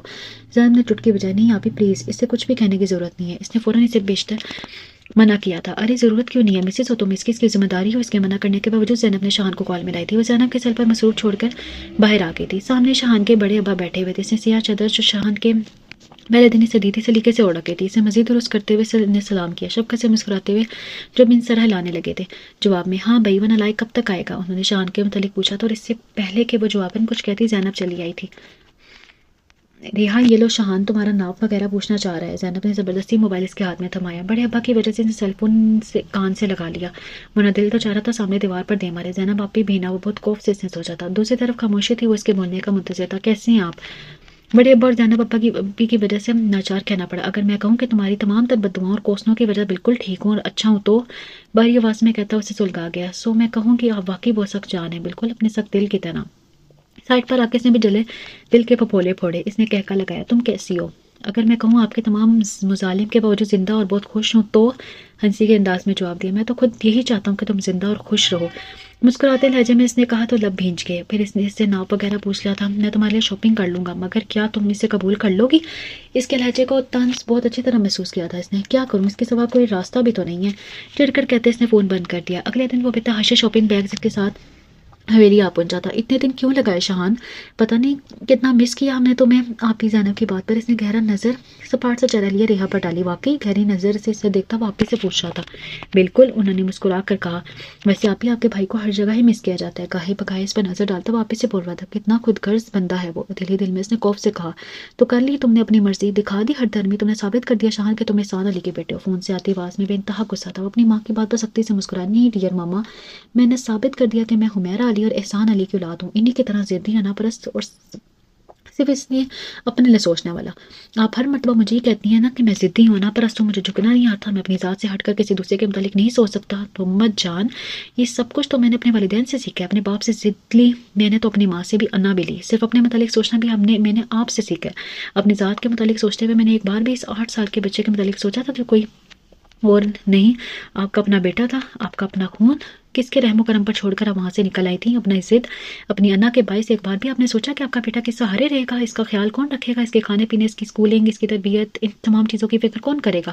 وہ 8 سال کا بچہ جو اپنی ماں سے لپٹ کر سوتا ہے، اپنی ماں کے جانے کے بعد رات کو ڈر لگنے پر کس کے ساتھ لپٹ کر سوئے گا؟ اسے جب چوٹ لگے گی تو روتا ہوا کس کے پاس جائے گا؟ جس ضدی شخص کو آپ نے چھوڑا تھا تو اپنے بیٹے کو اس شخص کے پاس کیوں چھوڑ دیا؟ ایک پل بھی سوچا کہ وہ ضدی انسان آپ کے بیٹے کی کیسی تربیت کرے گا؟ مگر نہیں، آپ کو صرف اپنی ذات سے محبت۔ یہ خود غرضی میں نے آپ کے ہی عمل سے سیکھی تھی۔ آپ کہتی ہیں کہ سب دل ہو، کیا کبھی آپ نے سوچا کہ مجھے ایسا کس نے بنایا؟ وہ ٹوٹے ہوئے انداز میں کہتا وہ فون بند کر چکا تھا۔ باہر کھڑی ریحا دبے پاؤں واپس مڑ گئی۔ وہ دوبارہ کمرے میں داخل ہوئی تو خاموش سا بیڈ پر سویا ہوا تھا۔ حرام مشروب پینا اس کی عادت تھی یا نہیں، مگر آج اس نے اپنے اندر پھیلے غم سے گھبرا کر پی لی تھی۔ وہ آہستہ قدموں سے جلدی اس کے قریب آ کھڑی ہوئی، بے خبری سے شان کی آنکھیں بند تھیں، اس کے سیاہ بال اس کے ماتھے پر بکھرے ہوئے تھے، اس کے چہرے پر ہر وقت پھیلی مغروریت اور سختیت اس وقت مفقود تھی، جس کی وجہ سے اس کے دلکش چہرہ اور بھی پیارا لگ رہا تھا۔ وہ ٹکٹکی باندھے سے دیکھنے لگی۔ آج اس نے شہان علی کے لیے اپنے دل میں نفرت نہیں کچھ اور محسوس کیا تھا، ہمدردی پتہ نہیں کیا۔ آج وہ اس کے اندر چھپے ایک دوسرے شخص سے انجانے میں ہی آگاہ ہوئی تھی۔ وہ اس آگاہی نے اسے عجیب سے محسوسات سے دوچار کر دیا تھا۔ صبح وہ بالکل نارمل سے اٹھا تھا، ناشتہ کرتے واپس ہی گلے پر تول رہا تھا۔ کچھ دن تو رہتے تایا ابو اتنی جلدی بھی کیا ہے؟ بڑے ابا کے اصرار پر وہ نے اپنی مجبوری بتانے لگا۔ انہوں نے اس بات میں سر ہلایا۔ ریحا نے ایک نظر اس پر ڈالی۔ بڑے ابا کے ساتھ بیٹھا وہی مغرور سا شان والا تھا۔ رات سے لے کر اب تک وہ یوں ہی ایک کرب لیے بیٹھی ہوئی تھی۔ عجیب ٹوٹے انداز میں کسی نے ان کی پوری ہستی کو ہلا دیا تھا۔ کون ان کا اپنا بیٹا؟ اپنا کون جسے انہوں نے ہمیشہ احسان علی کا بیٹا سمجھا؟ اپنی کوکھ سے جنم دینے والے بیٹے کو انہوں نے صرف احسان علی کا کون سمجھا تھا؟ وہ ہمیشہ کہتی تھی کہ وہ احسان علی کا کون ہے، اس کی ضد اس کی انا لے کر وہ اس دنیا میں آیا۔ جب احسان علی کو چھوڑا تو اس بیٹے کو بھی چھوڑ دیا جو ان کا اپنا سگا بیٹا تھا۔ انہیں ہمیشہ لگتا تھا ان کے ساتھ ظلم ہوا، زیادتی ہوئی۔ احسان علی نے حمیرہ علی کے ساتھ زیادتی کی، ظلم کیا، پر آج نہیں لگ رہا تھا کہ زیادتی، ظلم و ناانصافی تو احسان علی اور حمیرہ علی نے کی اپنے بیٹے شہان علی کے ساتھ، جس کے چند الفاظ نے اس کی ذات کا زم چھین لیا تھا، پورے قد سے ڈھہ گئی تھی۔ حمیرہ اپنے ماں باپ کی سب سے آخری اولاد تھی۔ ان سے پہلے ان کے 2 بڑے بھائی تھے، سرفراز اور شہزاد۔ حمیرہ شروع سے ہی اپنے ماں باپ کے ساتھ بھائیوں کی بھی لاڈلی تھی، اور اسی لاڈ پیار کے باعث وہ کچھ لاپرواہ سی تھی۔ ماں باپ کی شفقت کے سائے تلے پلتے کب بچپن میں چھوٹے اور جوانی سے انگلی تھام لی پتہ بھی نہ چلا۔ ہاں، ان کی ٹھان غضب کی تھی، گوری رنگت، بڑی بڑی آنکھیں، ریشمی زلفیں اور لمبا قد، بے حد حسین تھی۔ تب بھی تو پہلی نظر پڑتے ہی احسان علی دل ہار گئے تھے۔ احسان اپنے 4 بھائیوں میں سب سے چھوٹے تھے، کچھ لنڈری اور لاپرواہ طبیعت کے ساتھ بلا کے ضدی بھی تھے، جو ٹھان لیتے سے کر کے گزرتے تھے، نہ راہ میں آنے والی مشکلوں کی فکر، نہ نتیجے کی پرواہ، جو من میں آتا بس وہی کر گزرنے کی دھن لگ جاتی تھی۔ حمیرہ علی کو دیکھنے کے بعد فوراً ماں باپ سے ضد کر کے شادی کرنی ہے تو بس حمیرہ سے۔ حمیرہ ان کے ابا کے گہرے دوست کی بیٹی تھے، بیٹی تھی جن کی شرافت اور انداز کے وہ خود بھی متعارف تھے. خود حمیرہ بھی انہیں بے حد پسند تھی، مگر احسان کی طبیعت کے پیش نظر وہ رشتہ مانگنے سے ہچکچا رہے تھے. مگر احسان علی اپنی ضد پر اڑے ہوئے تھے، تو مجبوراً ابا اور اماں جان کو اپنے دستے سوال دراز کرنا پڑا تھا. حمیرہ کے والد کو اپنے دوست سے زیادہ عزیز بھلا کون تھا؟ تبھی جھٹ سے اپنی لاڈلی کا ہاتھ احسان علی کے ہاتھ میں دے دیا. وہ دھوم دھام سے شادی، اور شادی کے بعد احسان علی کو پتہ چلا کہ محبت کی راہ میں وہ تنہا نہیں بلکہ حمیرہ بھی ان کے ساتھ ہمسفر تھی. زندگی کی خوشیوں میں کئی گنا اضافہ ہو گیا تھا جب چاندے سے چہرے والا شاہان علی نعمت بن کر ان کے گھر آنگن میں اترا تھا. کتنے دن تک خوشیاں منائی جاتی تھی. شاہان علی کی صورت خدا نے جو انہیں تحفہ دیا تھا اسے پا کر حمیرہ علی کے اللہ کے حضور شکر ادا کرتے نہ تکتی تھی. اس کے ساتھ لگ کر ان کے چھوٹے چھوٹے کام کرتی، اپنے ساتھ ساتھ احسان سے بھی کچھ غافل ہی ہو گئی. مسئلہ یہی سے شروع ہوا تھا. ننھے شاہان کو سلا کر وہ خود ابھی تک جاگ رہی تھی. احسان ابھی تک گھر واپس نہیں آئے تھے. پچھلے چند دنوں سے وہ لیٹ آنے لگے تھے. شاہان کی طبیعت پچھلے کچھ دنوں سے خراب رہی تھی، سو وہ توجہ نہ دے سکی. مگر آج 12:30 سے اوپر کا وقت ہو رہا تھا، مگر احسان کا کچھ پتہ نہیں تھا. وہ پریشانی سے کبھی وال کلاک اور کبھی بند دروازے کو دیکھتی تھی. 1:30 بجے احسان واپس آ گئے، مگر بیگانہ ہوئے ہوا سے لڑکھڑاتے قدموں کے ساتھ. حیرتوں کے کئی پہاڑ حمیرہ پر ٹوٹے تھے. احسان اپنے نشہ کی یا حیرت سے انہیں دیکھ رہی تھی جو آتے ساتھ ہی بے سود پڑے تھے. دوسرے دن انہوں نے حمیرہ سے معافی تلافی کی. سوری یار، وہ دوسرے زبردستی پلا دی، آئندہ ایسا کبھی نہیں ہوگا. ان کا ہاتھ پکڑ کر انہوں نے وعدہ کیا تھا، مگر وعدہ تو ہوتا ہی ٹوٹنے کے لیے ہے. سو بہت جلد ٹوٹ گیا اور پھر ان کا معمول بن گیا.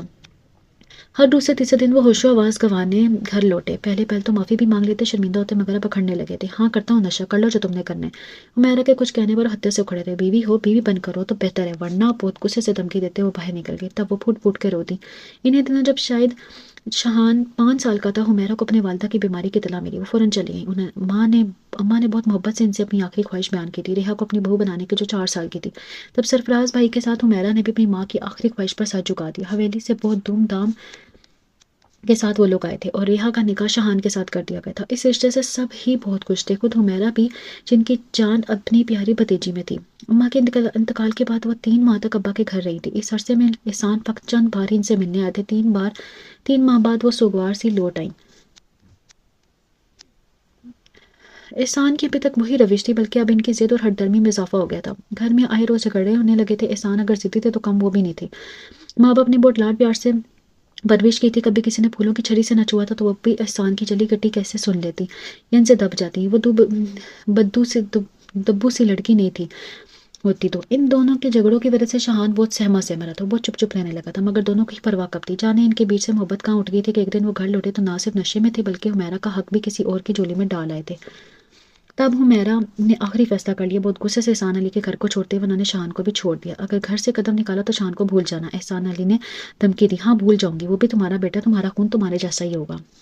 وہ سے اپنا سامان نکالتے ہوئے انہوں نے بھی چلا کر کہا.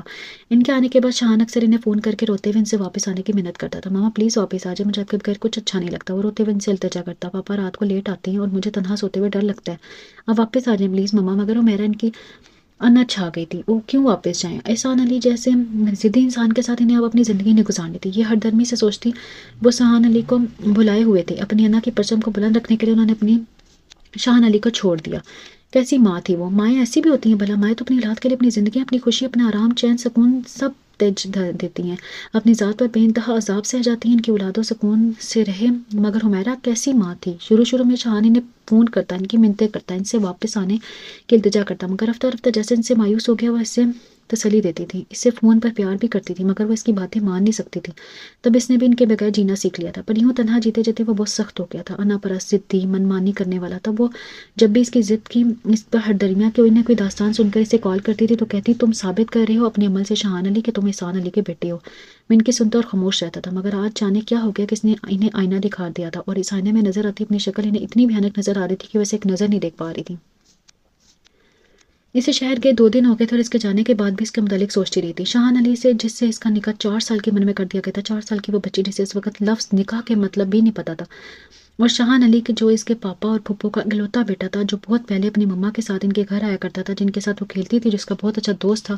مگر پھر پھپھو ان کے گھر آ کر رہنے لگی تھی، مگر شاہان ان کے ساتھ نہیں آیا تھا. پھر وہ ان کے گھر کبھی نہیں آیا. کیوں؟ اس سوال اس نے بہت دفعہ مما سے، پاپا سے، نیہا سے پوچھا، مگر انہوں نے کوئی ایسا جواب نہیں دیا جو اس کی تسلی کر سکتا. میٹرک تک آتے آتے اسے معلوم ہو گیا تھا کہ اس کا نکاح اس کے پھپھو ساتھ شاہان کے ساتھ ہو چکا ہے. شاہان کیسا ہے، اس کا مزاج کیسا ہے، کیا ہے، اس کے متعلق کچھ بھی نہیں جانتی تھی. وہ بہت پہلے ان کے گھر آیا تھا اور اب اتنا عرصہ گزر جانے کے بعد بھی اس کی شکل تک بھول چکی تھی. اس کے مستقبل کو لے کر پھپھو اور مما دونوں ہی پریشان رہتی تھی. پھپھو جو شہزاد چاچو کی فیملی کے ساتھ لاہور چلی گئی تھی، وہاں سے فون کر کے اکثر بھائی کو ریحا کی جان شاہان سے چھڑوانے کا کہتی تھی۔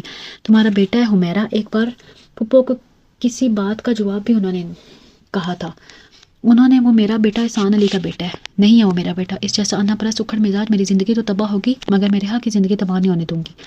کہتے ہوئے انہوں نے فون بند کر دیا۔ ان کی باتوں سے ریحا کے ذہن میں شاہان علی کا جو خاکہ بنا ہوا تھا اس میں رنگ زبیدہ آنٹی کے بیٹے فرحات بھائی کی شادی میں خود شاہان نے ہی بھرے تھے۔ وہ ایک کزن کے ساتھ کھڑی باتوں میں مشغول تھی جب سفید کاٹن کے لباس میں ملبوس اونچا پورا شاہان علی اس کے سر پر آ کھڑا ہوا تھا۔ اس نے کئی تقریبات میں سے دور سے دیکھا تھا۔ دور سے دیکھنے پر وہ اس کی شاندار وجاہت کی گرویدہ سے تھی۔ وہ اپنی سبز آنکھوں سے اسے دیکھ رہا تھا۔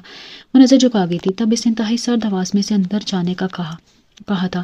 تحکمانہ انداز میں غصے سے بولتا شاہان علی سے حیرت کے سمندر میں دھکیل گیا تھا، اور اس کے بعد وہ لوگ جتنی بار بھی ملے شاہان علی کے سرد مغرور انداز نے اس کے اندر غصہ بھرا تھا۔ وہ اسے چڑھنے لگی تھی، اس کے روک ٹوک پر اسے غصہ آنے لگا تھا۔ وہ کون ہوتا تھا اسے روک ٹوک کرنے والا؟ اس نے غصے سے مما سے پوچھا تو یہی بات مما اور پاپا نے اسے کہی تھی کہ ابھی سے اس کا یہ حال ہے، مجھے اپنی بیٹی کو میرا کی طرح عذابوں کے حوالے نہیں کرنا۔ وہ کمپیوٹر سے اس کی شاندار تصویر پر نگاہ جمائے ہوئی تھی۔ تو کیا شاہان علی کے مزاج کی سختی اس کے اندر کی تشنگی کی وجہ سے ہے؟ کیا ماں باپ کے عدم توجہ نے اسے ایسا بنا دیا؟ وہ بیٹی شاہان علی کی ذات کی گتھیاں سلجھانے میں مصروف تھی۔ وہ ایسا کیوں ہے آپی؟ اس نے الجھن زینب کے ساتھ نے رکھ دی تھی۔ تمہیں کیا لگتا ہے ریحا؟ انہوں نے جواباً اس سے پوچھا۔ میں اس کے ذات کے بہت سارے پہلوؤں سے گاہ نہیں، آپ تو سب جانتی ہیں نا، اس نے ان کی طرف دیکھتے ہوئے کہا۔ پتہ ہے ریحا، یہ جو میاں بیوی کے لڑائی جھگڑے نچاکیاں ہوتی ہیں نا، یہ خود ان کی زندگی تو ڈسٹرب کرتی ہیں مگر یہ سب سے زیادہ اور برا اثر ان کے اولاد پر ڈالتی ہیں۔ ماں باپ کے لڑائی جھگڑے بچوں کے نفسیات ان کے ذہن پر کتنا برا اثر ڈالتے ہیں۔ والدین جان جائیں تو بہت کچھ برداشت کر لیں، خاموشی سے سہ لیں، مگر یوں کبھی دو بدو لڑائی نہ کریں۔ والدین کے درمیان ہونے والی جنگ چاہے نہ کی ہو، حقوقی ہو، معاشی یا گھریلو مسائل کی وجہ سے وہ بچوں پر دو طرح سے اثر ڈالتی ہے۔ ایسے بچے جن کے ماں باپ یوں آپس میں اختلافات کے باعث لڑیں جھگڑیں، ایسے بچے یا تو بہت دبو قسم کے شخصیت بن کے ابھرتے ہیں جو زندگی اور اس کی مشکلات کا مقابلہ نہیں کر پاتے، یا وہ بہت جھگڑالو اور ضدی قسم کے انسان بن کر ابھرتے ہیں جن کے دل میں کسی دوسرے کے لیے کوئی ہمدردی نہیں ہوتی، وہ صرف اپنی غرض کی بندے بن جاتے ہیں۔ یہ دونوں صورتیں ہی خطرناک ہوتی ہیں۔ شان کے ساتھ بھی یوں ہی ہوا ہے، وہ بھی اپنے والدین کے اختلاف اور ان کی لڑائی جھگڑوں کی نظر ہوا۔ تمہیں پتہ ہے جب حمیرہ چچی روٹ کر گئی تھی، میں نے احسان چاچو کو اتنا سمجھایا تھا کہ وہ چچی کو منا کر لے آئیں، مگر وہ ضد پر اڑ گئے تھے کہ خود گئی ہے خود ہی آئے گی، اور بیوی کو کیا حق ہے کہ وہ شور سے یوں ضد لگائے۔ کاش وہ یوں ضد نہ باندھتے، یا چچی بھی کچھ صبر برداشت سے کام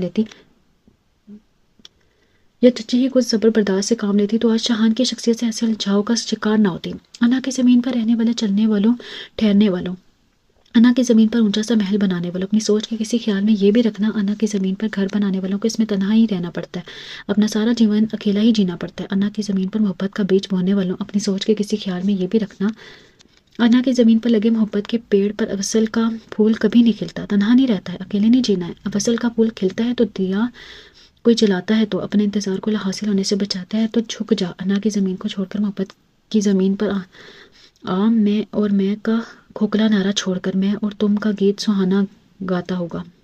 عجیب سے دن آگے تھے، خشک اور بیزاری بھرے دن، جب سورج کو ڈوبنے کی بہت جلدی ہوتی، جب شام ڈھلتے ہی سیاہ تاریکی ہر چیز اپنے لپیٹ میں لے لیتی، جب انسان خواہ مخواہ اداس بننے لگتا ہے، وہی دن تھے اداسی بھرے دن۔ ریحا بہت خاموش سی بیٹھی پتوں کو درخت سے جدا ہوتے دیکھ رہی تھی۔ یہی پتے جب سبز تھے تو درخت نے کیسے اپنے وجود سے لگا رکھے تھے، اور جیسے ہی خشک ہوئے تو کیسے گرا دیا۔ زمین پر قدموں تلے یہ خشک پتے اس کی اداسی میں اضافہ کر رہے تھے۔ کون عمر بھر کسی کا ساتھ دیتا ہے؟ فراز، خشک پتوں کو تو درخت بھی گرا دیتے ہیں۔ شام گہری ہونے لگی تھی تو وہ اٹھ کر اندر آ گئی تھی، اور اسی رات زینب آپی نے چائے کا گھونٹ بھرتے ہوئے شاہان کو یاد کیا تھا۔ شاہان کو گئے کتنے دن ہو گئے؟ 12 دن۔ ان کی بات پر بے اختیاری اس کی زبان سے نکلا تو وہ خود بھی ٹھٹک کر رہ گئی تھی۔ اس نے کب اس کے جانے کے دن گننے شروع کیے تھے؟ اس نے خفگی سے اپنے دل سے پوچھا تھا۔ وہ بیڈ کی وسط میں اس کی تصویر رکھے اس پر نگاہ جمائے ہوئی تھی۔ جب زینب آپی نے اندر جھانکا، ایک بات پوچھوں؟ وہ قریب آ کے بیٹھ گئی۔ اس نے آنکھیں اٹھا کر انہیں دیکھا تھا، شان کے بغیر اداس ہو، ان کے سوال پر نظریں جھکا کر رہ گئی۔ ایک بات کہوں ریحا، محبت کرو نا تو پھر اسے نبھانے کا ڈھنگ بھی آنا چاہیے۔ محبت احسان چاچو اور امیرہ چاچی نے بھی کی تھی مگر اسے نبھا نہیں پائے، مگر تم اسے نبھانا۔ اس نے سر اوپر اٹھا کر انہیں دیکھا۔ محبت تو ہر کوئی کر لیتا ہے پر اسے نبھاتا کوئی ہے، تم ان کوئی میں شامل ہو جانا۔ اس کی کالی کالی آنکھوں میں یکدم نمی بھری تھی، پتہ نہیں اپنی محبت کے اشکار ہونے پر یا اپنی بے بسی پر۔ آپ کو کیا لگتا ہے وہ کبھی بدل سکتا ہے؟ وہ دیاسیت سے اس نے سوال کے حوالے سے مسکرائی۔ یہ جو محبت ہوتی ہے نا، اس میں دونوں صورتیں ممکن ہیں، تبدیل ہونے یا تبدیل کرنے کی۔ محبت میں یا تو آپ خود ایسے بن جاتے ہیں جیسا آپ کو محبوب آپ کو دیکھنا چاہتا ہے، یا پھر اپنی محبت سے دوسرے کو تبدیل کر لیتے ہیں جیسا آپ اسے دیکھنا چاہتے ہیں۔ محبت تو انسان سے کچھ کروا سکتی ہے اور کرواتی ہے، بس انسان کو محبت کرنے کا فن آنا چاہیے۔ محبت تو انسان سے بہت کچھ کروا سکتی ہے، کرواتی ہے، بس انسان کو محبت کرنے کا فن آنا چاہیے۔ وہ آج بہت دنوں بعد واپس آیا تھا، وہ بھی بڑے ابا کے اصرار پر۔ اس بار وہ اسے ساتھ لے کر جا رہا تھا، اور اس بات پر بڑے ابا اور زینب آپی کے ساتھ ساتھ وہ بھی بے حد خوش تھی۔ زینب آپی نے اسے ساتھ لگا کر چپکے سے کہا کہ عورت اگر چاہے تو نہ مرد کو اپنی مٹھی میں قید کر سکتی. تم صبر اور حوصلے کے ساتھ اپنی جیتنے کی کوشش کرنا ہے. اس بات میں سارے لائر گاڑی میں آ بیٹھی تھی. اسے شہان والا آئے تقریباً ہفتہ ہو گیا تھا. ایک بار جا کر وہ مما پاپا اور نیہا سے بھی مل آئی تھی. روتی ہوئی مما کو اس نے بڑے حوصلے اور ضبط کے ساتھ اطمینان دلانے کی کوشش کی تھی کہ وہ اپنے نصیب کے لکھے کو دل سے قبول کر چکی ہے. پورا دن سرفراز اللہ میں گزار کر وہ واپس شہان والا آ گئی تھی. شہان علی کو اپنی مصروفیت تھی. وہ صبح کا گیا رات کو آتا. ریحا نے اس کا رویہ بہت لدا پھندا اور بے نیاسا تھا. وہ جیسے اسے یہاں لا کر بھول گیا تھا. البتہ احسان علی اس کے ساتھ بہت محبت اور شفقت سے پیش آتے تھے. وہ باتھ روم میں تھا اور ریحا نے اس کے کپڑے نکال دیے تھے. وہ اس کے کپڑوں کا، اس کے کھانے پینے کا، اس کی ضروریات کا خیال رکھنے کی پوری کوشش کرتی تھی. وہ اس کی ٹائی ڈریسنگ ٹیبل پر رکھ رہی تھی جب وہ باہر آیا تھا. ریحا کے ہاتھ میں اس کی ٹائی تھی جو اس نے جپٹی تھی. میرے کسی بھی چیز کو ہاتھ لگانے یا میرے معاملات میں دخل دینے کی ضرورت نہیں. درشٹی سے کہتا پلٹ گیا تھا. تب وہ آنسو پیتی رہ گئی. جتنا وہ نرمی سے پیش آ رہی تھی اتنا ہی سخت ہوتا جا رہا تھا. کھانے کی میز پر وہ تینوں موجود تھے. میں نے فرسٹ ٹائم بریانی بنائی ہے، اب ٹرائی کر کے بتائیں کیسی بنی ہے. اس نے گرم گرم چاولوں سے بھری ڈش ٹیبل پر دھری تھی. ہماری بیٹی نے بنائی ہے تو اچھی ہوگی، احسان صاحب نے مسکرا کر کہا. اپنی پلیٹ میں ڈالنے کے بعد انہوں نے شہان علی کی پلیٹ میں ڈالنا چاہیے. تب اس نے اس کے ہاتھ روک کر کہا، پھر صفیہ کو پکارا تھا، کچھ اور بنا ہوا ہے؟ اس کے پوچھنے پر صفیہ نے اس بات میں سر ہلایا تھا. جی سبزی بنی ہوئی ہے. ٹھیک ہے میرے لیے وہی لے آؤ، ساتھ میں 1-2 روٹیاں بنا لینا. وہ جی اچھا کہہ کر چلی گئی. ریحا اور احسان صاحب خاموشی سے بیٹھے رہ گئے تھے. وہ آج پھر پینے میں مصروف تھا. ریحا اسے دیکھ کر کوڑ گئی تھی. ایک بعد دوسرا گلاس چڑھاتے ہوئے نہ جانے کس بات سے فرار چاہ رہا تھا یا کون سا غم غلط کرنے کی کوشش کر رہا تھا. اسے تیسرا گلاس بھرتے دیکھ اسے صبر نہیں ہو سکا تھا. تبھی بستر سے الٹ کر اس کے ہاتھ تھاما اور گلاس چھیننے کی کوشش کی. شاہ نے اسے حیرت اور پھر گیس سے اسے دیکھا تھا. اپنی حد میں رہو، اس نے بے انتہا غصے سے کہا. حد کراس کرنا آپ سے ہی سیکھا ہے. وہ بے خوفی سے بولی تھی. آج وہ اسے اس کے غصے سے ڈر رہی تھی نہیں تھی. ٹھیک ہے وہ اس پر غصہ کرے گا، چلائے گا، وہ اپنا شوق پورا کرے، مگر وہ اسے زہر اپنے اندر تاننے نہیں دے گی. کیا چاہتی ہو؟ سرخ چھلکاتی آنکھوں کے سے چہرے پر رگڑی تھی. آپ کو کیا لگتا ہے؟ وہ اس کے قریب ہوتے ہوئے اس کی آنکھوں میں دیکھنے لگی. میں نے پوچھا کیا چاہتی ہو؟ شہان علی نے آنکھیں چرائی تھی. آپ کیا چاہتے ہیں؟ پتہ نہیں، میں اس میں اتنی ہمت کہاں سے آگئی جو سوال کے بدلے سوال کر رہی تھی. میں چاہتا ہوں تم ایک پل بھی یہاں سے میری نظر سے دور ہو جاؤ. گھن آتی ہے مجھے تم سے. شان کی بات میں سے دیکھ کر دل میں دھکیل دیا تھا پر اس نے ہمت نہیں آ رہی تھی. میرے نزدیک آنے سے آپ کو گھن آتی ہے اور اس روحینہ کی سے کوئی تعلق نہیں. وہ 2 ٹکے کی لڑکی، وہ سب جانتی تھی، وہ چونکا نہیں. ہاں وہ 2 ٹکے کی عورت تم سے بہتر ہے ریحا علی. اس کا چہرہ اپنے دائیں ہاتھ سے جکڑ کے اسے اپنے بہت قریب کرتے وہ پھنکارا تھا. کیونکہ وہ تمہاری طرح منافق نہیں ریحا علی. اس کا باطن بھی اس کے ظاہر جیسا ہے. اور کبھی سمجھتی ہو یوں اپنا ظاہر بدل کر تمہارے دل میں کوئی جگہ پالو گی؟ کبھی سوچنا بھی مت. ایک جھٹکے سے اسے چھوڑتا ہوا اٹھ کر باہر نکل گیا تھا اور اپنے دکھوں پر اپنی وقتی پرواہ پر رونے کے لیے رہ گئی تھی. آج پھر وہ خاصا لیٹ واپس آیا تھا. وہ سامنے کھڑے اس کے واپس آنے کی منتظر تھی. کیوں کر رہے ہو ایسا شہان؟ اس کے روبرو کھڑے ہوئے انہوں نے پوچھا تھا. اس کے کندھے جھٹکے. پتہ نہیں، جس طرح تم کر رہے ہو نا ایسے کامیاب نہیں صرف تباہی اور بربادی مقدر بنتی ہے. وہ تلخ سے انداز میں مسکرایا. کامیابی کی چاہ بھی کیسے ہے؟ وہ ابھی تک تمہاری ہر زیادتی کے باوجود تمہاری منتظر ہے. شہان مت اذیت ہو اس سے، انہوں نے بہت تھکے ہوئے انداز میں کہا تھا. میں نے ایک بار پہلے بھی آپ سے کہا تھا ایسی باتیں آپ کے منہ سے اچھی نہیں لگتی بابا جان. اس کی بات پر انہوں نے بہت دکھ بھرے انداز میں اس کی سمت دیکھا تھا. اس لیے چاہتا ہوں وہ تھکے سے وہیں سیڑھیوں پر بیٹھ گئے تھے. اس لیے چاہتا ہوں جو غلط میں نے کی ہے، غلطی میں نے، وہ تم کبھی نہ کرو. میں تمہیں اپنی غلطی میں چھپی تباہی کے بعد ہونے والے دکھ میں پوشیدہ پچھتاوے اور پچھتاووں کے بعد ہونے والی مسلسل اذیت سے بچانا چاہتا ہوں. اس اذیت سے جو پچھلے کئی برسوں سے میرا مقدر بنی ہوئی ہے. میں غلط شہان اس لیے آج خالی ہاتھ کھڑا ہوں. میں نہیں چاہتا کل تم کبھی میرے جگہ کھڑے ہو. میں روحینہ سے شادی کر رہا ہوں. میں نہ ایسے پوچھ رہا تھا نہ بتا رہا تھا. وہ تو دوسری طرف موجود احسان کو آگاہ کر رہا تھا. وہ اپنی جگہ پر کھڑے زلزلوں کی ضد میں تھی. اس کے خوبصورت چہرے پر یکدم ہی ڈر و خوف پھیل گیا تھا. شہان علی نے ایک نگاہ قریب کھڑی ریحا پر ڈالی اور باہر نکل گیا تھا. اس کے ساتھ یوں بھی کر سکتا تھا، ایسی سزا بھی دے سکتا تھا. کب سوچا تھا اس نے اپنے اور اس کے بیچ بہت فاصلے رکھے تھے. مگر یوں اتنی دور چلا جائے گا اس سے کب معلوم تھا؟ کیا وہ اپنے حق کے لیے ذرا سی جنگ بھی نہیں لڑے گی؟ نہیں، وہ اتنی آسانی سے ہار نہیں مانے گی، کبھی نہیں. اپنے بہتے آنسوں کو صاف کرتے اس سے مضبوطی سے سوچا تھا. وہ اپنا موبائل نیچے ہی چھوڑ کر اوپر اپنے بیڈ روم میں گیا تھا اور کچن سے اسے دیکھتی ریحا کے لیے بہترین موقع تھا. وہ تیر کی تیزی سے باہر نکل آئی تھی. اس کے موبائل اٹھا کر اس نے جلدی روحینہ کا نمبر سرچ کیا تھا. بہت تیزی کے ساتھ وہ نمبر اپنے سیل میں محفوظ کر کے واپس پلٹ گئی تھی. جی کون؟ شہان کے جانے کے بعد وہ اپنے بیڈ روم کی کھڑکی کھول کر کھڑی ہوئی تھی. وہ روحینہ کا نمبر ڈائل کر کے دوسری طرف سے فون اٹھانے کے منتظر تھی. مسز شہان علی؟ دوسری طرف سے پوچھے گئے سوال کا اس نے بہت اعتمادی سے جواب دیا تھا. دوسری طرف ایک پل کے لیے خاموشی چھا گئی. خاموش کیوں ہو گئی؟ تمہیں اندازہ نہیں تھا کہ میں تمہیں کال کر سکتی ہوں، یا پھر تمہیں لگتا ہے کہ تم شہان کو مجھ سے چھین لو گی اور میں خاموش رہوں گی؟ اس نے طنز سے کہا. تو دوسری طرف پھیلی خاموشی ٹوٹی. جو تمہارا ہے اسے تم سے کوئی نہیں چھین سکتا. البتہ جو تمہارا ہی نہیں وہ کوئی لاکھ چاہ کر بھی تمہیں نہیں دے نہیں سکتا. رینا کی بات پر اس کے اندر آگ لگا دی تھی. تم کیا کہہ رہی ہو؟ اس نے سلگ کر پوچھا. میں حقیقت بیان کر رہی ہوں. دوسری طرف سے بہت نرمی سے کہا گیا. خیر، ہمیں یہاں کرنے کا مقصد، ملنا چاہتی ہوں میں تم سے. تم آؤ گی یا میں آؤں؟ اپنے غصے پر ضبط کرتے ہوئے اس نے کہا، ہمارے گھر کے دروازے ہر وقت اور ہر کسی کے لیے نہیں کھلتے، مگر تمہارے ساتھ جس شخص کا حوالہ ہے نا، اس کے لیے گھر تو کیا دل تک کے دروازے کھولے ہیں، جب چاہو آ جاؤ۔ براؤن کلر کے کپڑوں میں ملبوس اس نے ہلکا سا میک اپ کیا اور ڈرائیور کے ساتھ اسے ملنے چلی آئی تھی۔ بے حد غصے کے عالم میں وہ روہینہ کے گھر داخل ہوئی تھی۔ جی چاہ رہا تھا لمحوں میں اس عورت کو ختم کر ڈالے۔ سادگی سے سجے ڈرائنگ روم میں بیٹھی وہ غصے اور بے چینی سے روہینہ شاہ کی آمد کا منتظر تھی۔ تبھی وہ چلی آئی تھی اور اسے دیکھتے ہی ریحا بیکدار صوفے سے اٹھ کھڑی ہوئی تھی۔ بے حد حیرت سے کھڑی وہ اپنے سامنے موجود اس حسن کے دلکش پیکر کو دیکھے جا رہی تھی۔ کیوں ملنا چاہتی تھی تم ہم سے؟ رینا شاہ نے سکوت چھوڑا تھا۔ وہ دونوں ابھی تک آمنے سامنے کھڑی تھی۔ میں دیکھنا چاہتی تھی اس عورت کو جس کی تصویر شاہان علی کے دل پر نقش ہے۔ اس کے چہرے پر نظریں گاڑے ریحا علی نے جواب دیا تھا۔ روہینہ شاہ نے گہری سانس بھری۔ 1 منٹ۔ وہ واپس مڑ کے گئی تھی۔ جب ریحا صوفے پر آ بیٹھی تھی وہ اس عورت سے لڑنے آئی تھی، اسے بتانے آئی تھی کہ شاہان علی صرف اس کا ہے، مگر اب وہ اس کے سامنے خاموش کھڑی تھی۔ پتہ نہیں اس عورت کے وجود میں ایسی کون سی بات تھی، خود ہی دیکھ لو۔ وہ نظر جھکائے بیٹھی تھی۔ جب روہینہ شاہ نے اس کے قریب آ کر کہا، وہ عورت جو شاہان علی کے دل پر نقش ہے، اس نے نظر اٹھا کر دیکھا۔ صاف چمکتے شیشے میں اس کا اپنا شبیہ واضح تھا۔ وہ پہلے حیران اور پھر اداسی سے مسکرائی۔ اگر میں اتنی خوش نصیب ہوتی تو وہ آج یہاں تمہارے سامنے نہ بیٹھی ہوتی۔ اداسی سے کہتی وہ ایک لمحے کے لیے خاموش ہوئی تھی۔ اس کو ہر جگہ بس تمہیں نظر آتی ہو، تبھی تو میرا ہوتے ہوئے بھی وہ میرا نہیں ہے۔ میں اس کی بیوی ہوں اور اسے مجھ سے گھن آتی ہے۔ پتہ نہیں وہ اس عورت سے اپنے دکھ کیوں بانٹنے لگی تھی۔ تم سے گناہ کا رشتہ ہے پھر بھی۔ 1 منٹ۔ خاموشی سے اس کی بات سنتی روہینہ شاہ تڑپ اٹھی تھی۔ ایک بات ابھی سے ذہن نشین کر لو ریحا علی، تمہارا شوہر سب کچھ ہو سکتا ہے پر بد کردار نہیں، اور جہاں تک بات ہے اس کے دل کی تو وہ صرف تم سے محبت کرتا ہے۔ روہینہ کی باتوں ہلکی سی مسکرائی۔ اس لیے تم سے شادی کر رہا ہے؟ نہیں ریحا علی، شاہان علی ہمارے دل کے شہنشاہ ہے۔ وہ پارس ہیں جو ہمارے ہو جاتے یا ہمیں چھو لیتے تو ہم سونا بن جاتے۔ ہم تو مٹی کے بنے، ہمیں مٹی ہی رہنا ہے۔ وہ ہمارے دل میں ضرور بسنے ہیں پر ہمارا مقدر نہیں بن سکتے۔ سامنے بیٹھی عورت کے الفاظ بسنے بے اختیار اپنی آنکھیں بھیگتی محسوس کی تھی۔ پر پھر مجھ سے اتنی نفرت کیوں کرتا ہے؟ بہت حرام انداز ہے اس کا۔ نفرت کہاں کرتا ہے؟ ہاں البتہ محبت میں بدگمان ہے، اور انسان جب محبت میں بدگمان ہو جاتا ہے نا تو پھر اس کا رویہ، اس کا انداز نفرت کرنے والوں سے بھی سخت ہو جاتا ہے۔ اس کا دل پر بدگمانی کی دھن جمی ہوتی ہے۔ جس دن تم اسے صاف کر لو گے نہ، دیکھنا اس شیشے کی طرح صاف ہو رہے گا۔ تم روہینہ سے ملنے گئی تھی، بہت کڑے تیوروں کے ساتھ کھڑا وہ پوچھ رہا تھا۔ ہاں، اس کی ہاں بہت واضح تھی۔ کیوں؟ اس کی ہاں نے شاہان علی کے غضب میں اضافہ کیا تھا۔ کیونکہ وہ میرا گھر لوٹنا چاہتی ہے، میرے آشیانہ بکھیرنا چاہتی ہے، اور میں ایسا ہونے نہیں دوں گی۔ اس کی بات نے شاہان کے غصے میں تنے چہرے پر ایک تلخی پھیلائی تھی۔ تو یہ گھر ہے یا آپ کے لیے نہ صحیح میرے لیے ہے؟ وہ بھی آج تن کے کھڑی تھی۔ میرا غرور ہے اس گھر پہ، اگر میں چاہوں تو پل میں توڑ سکتا ہوں۔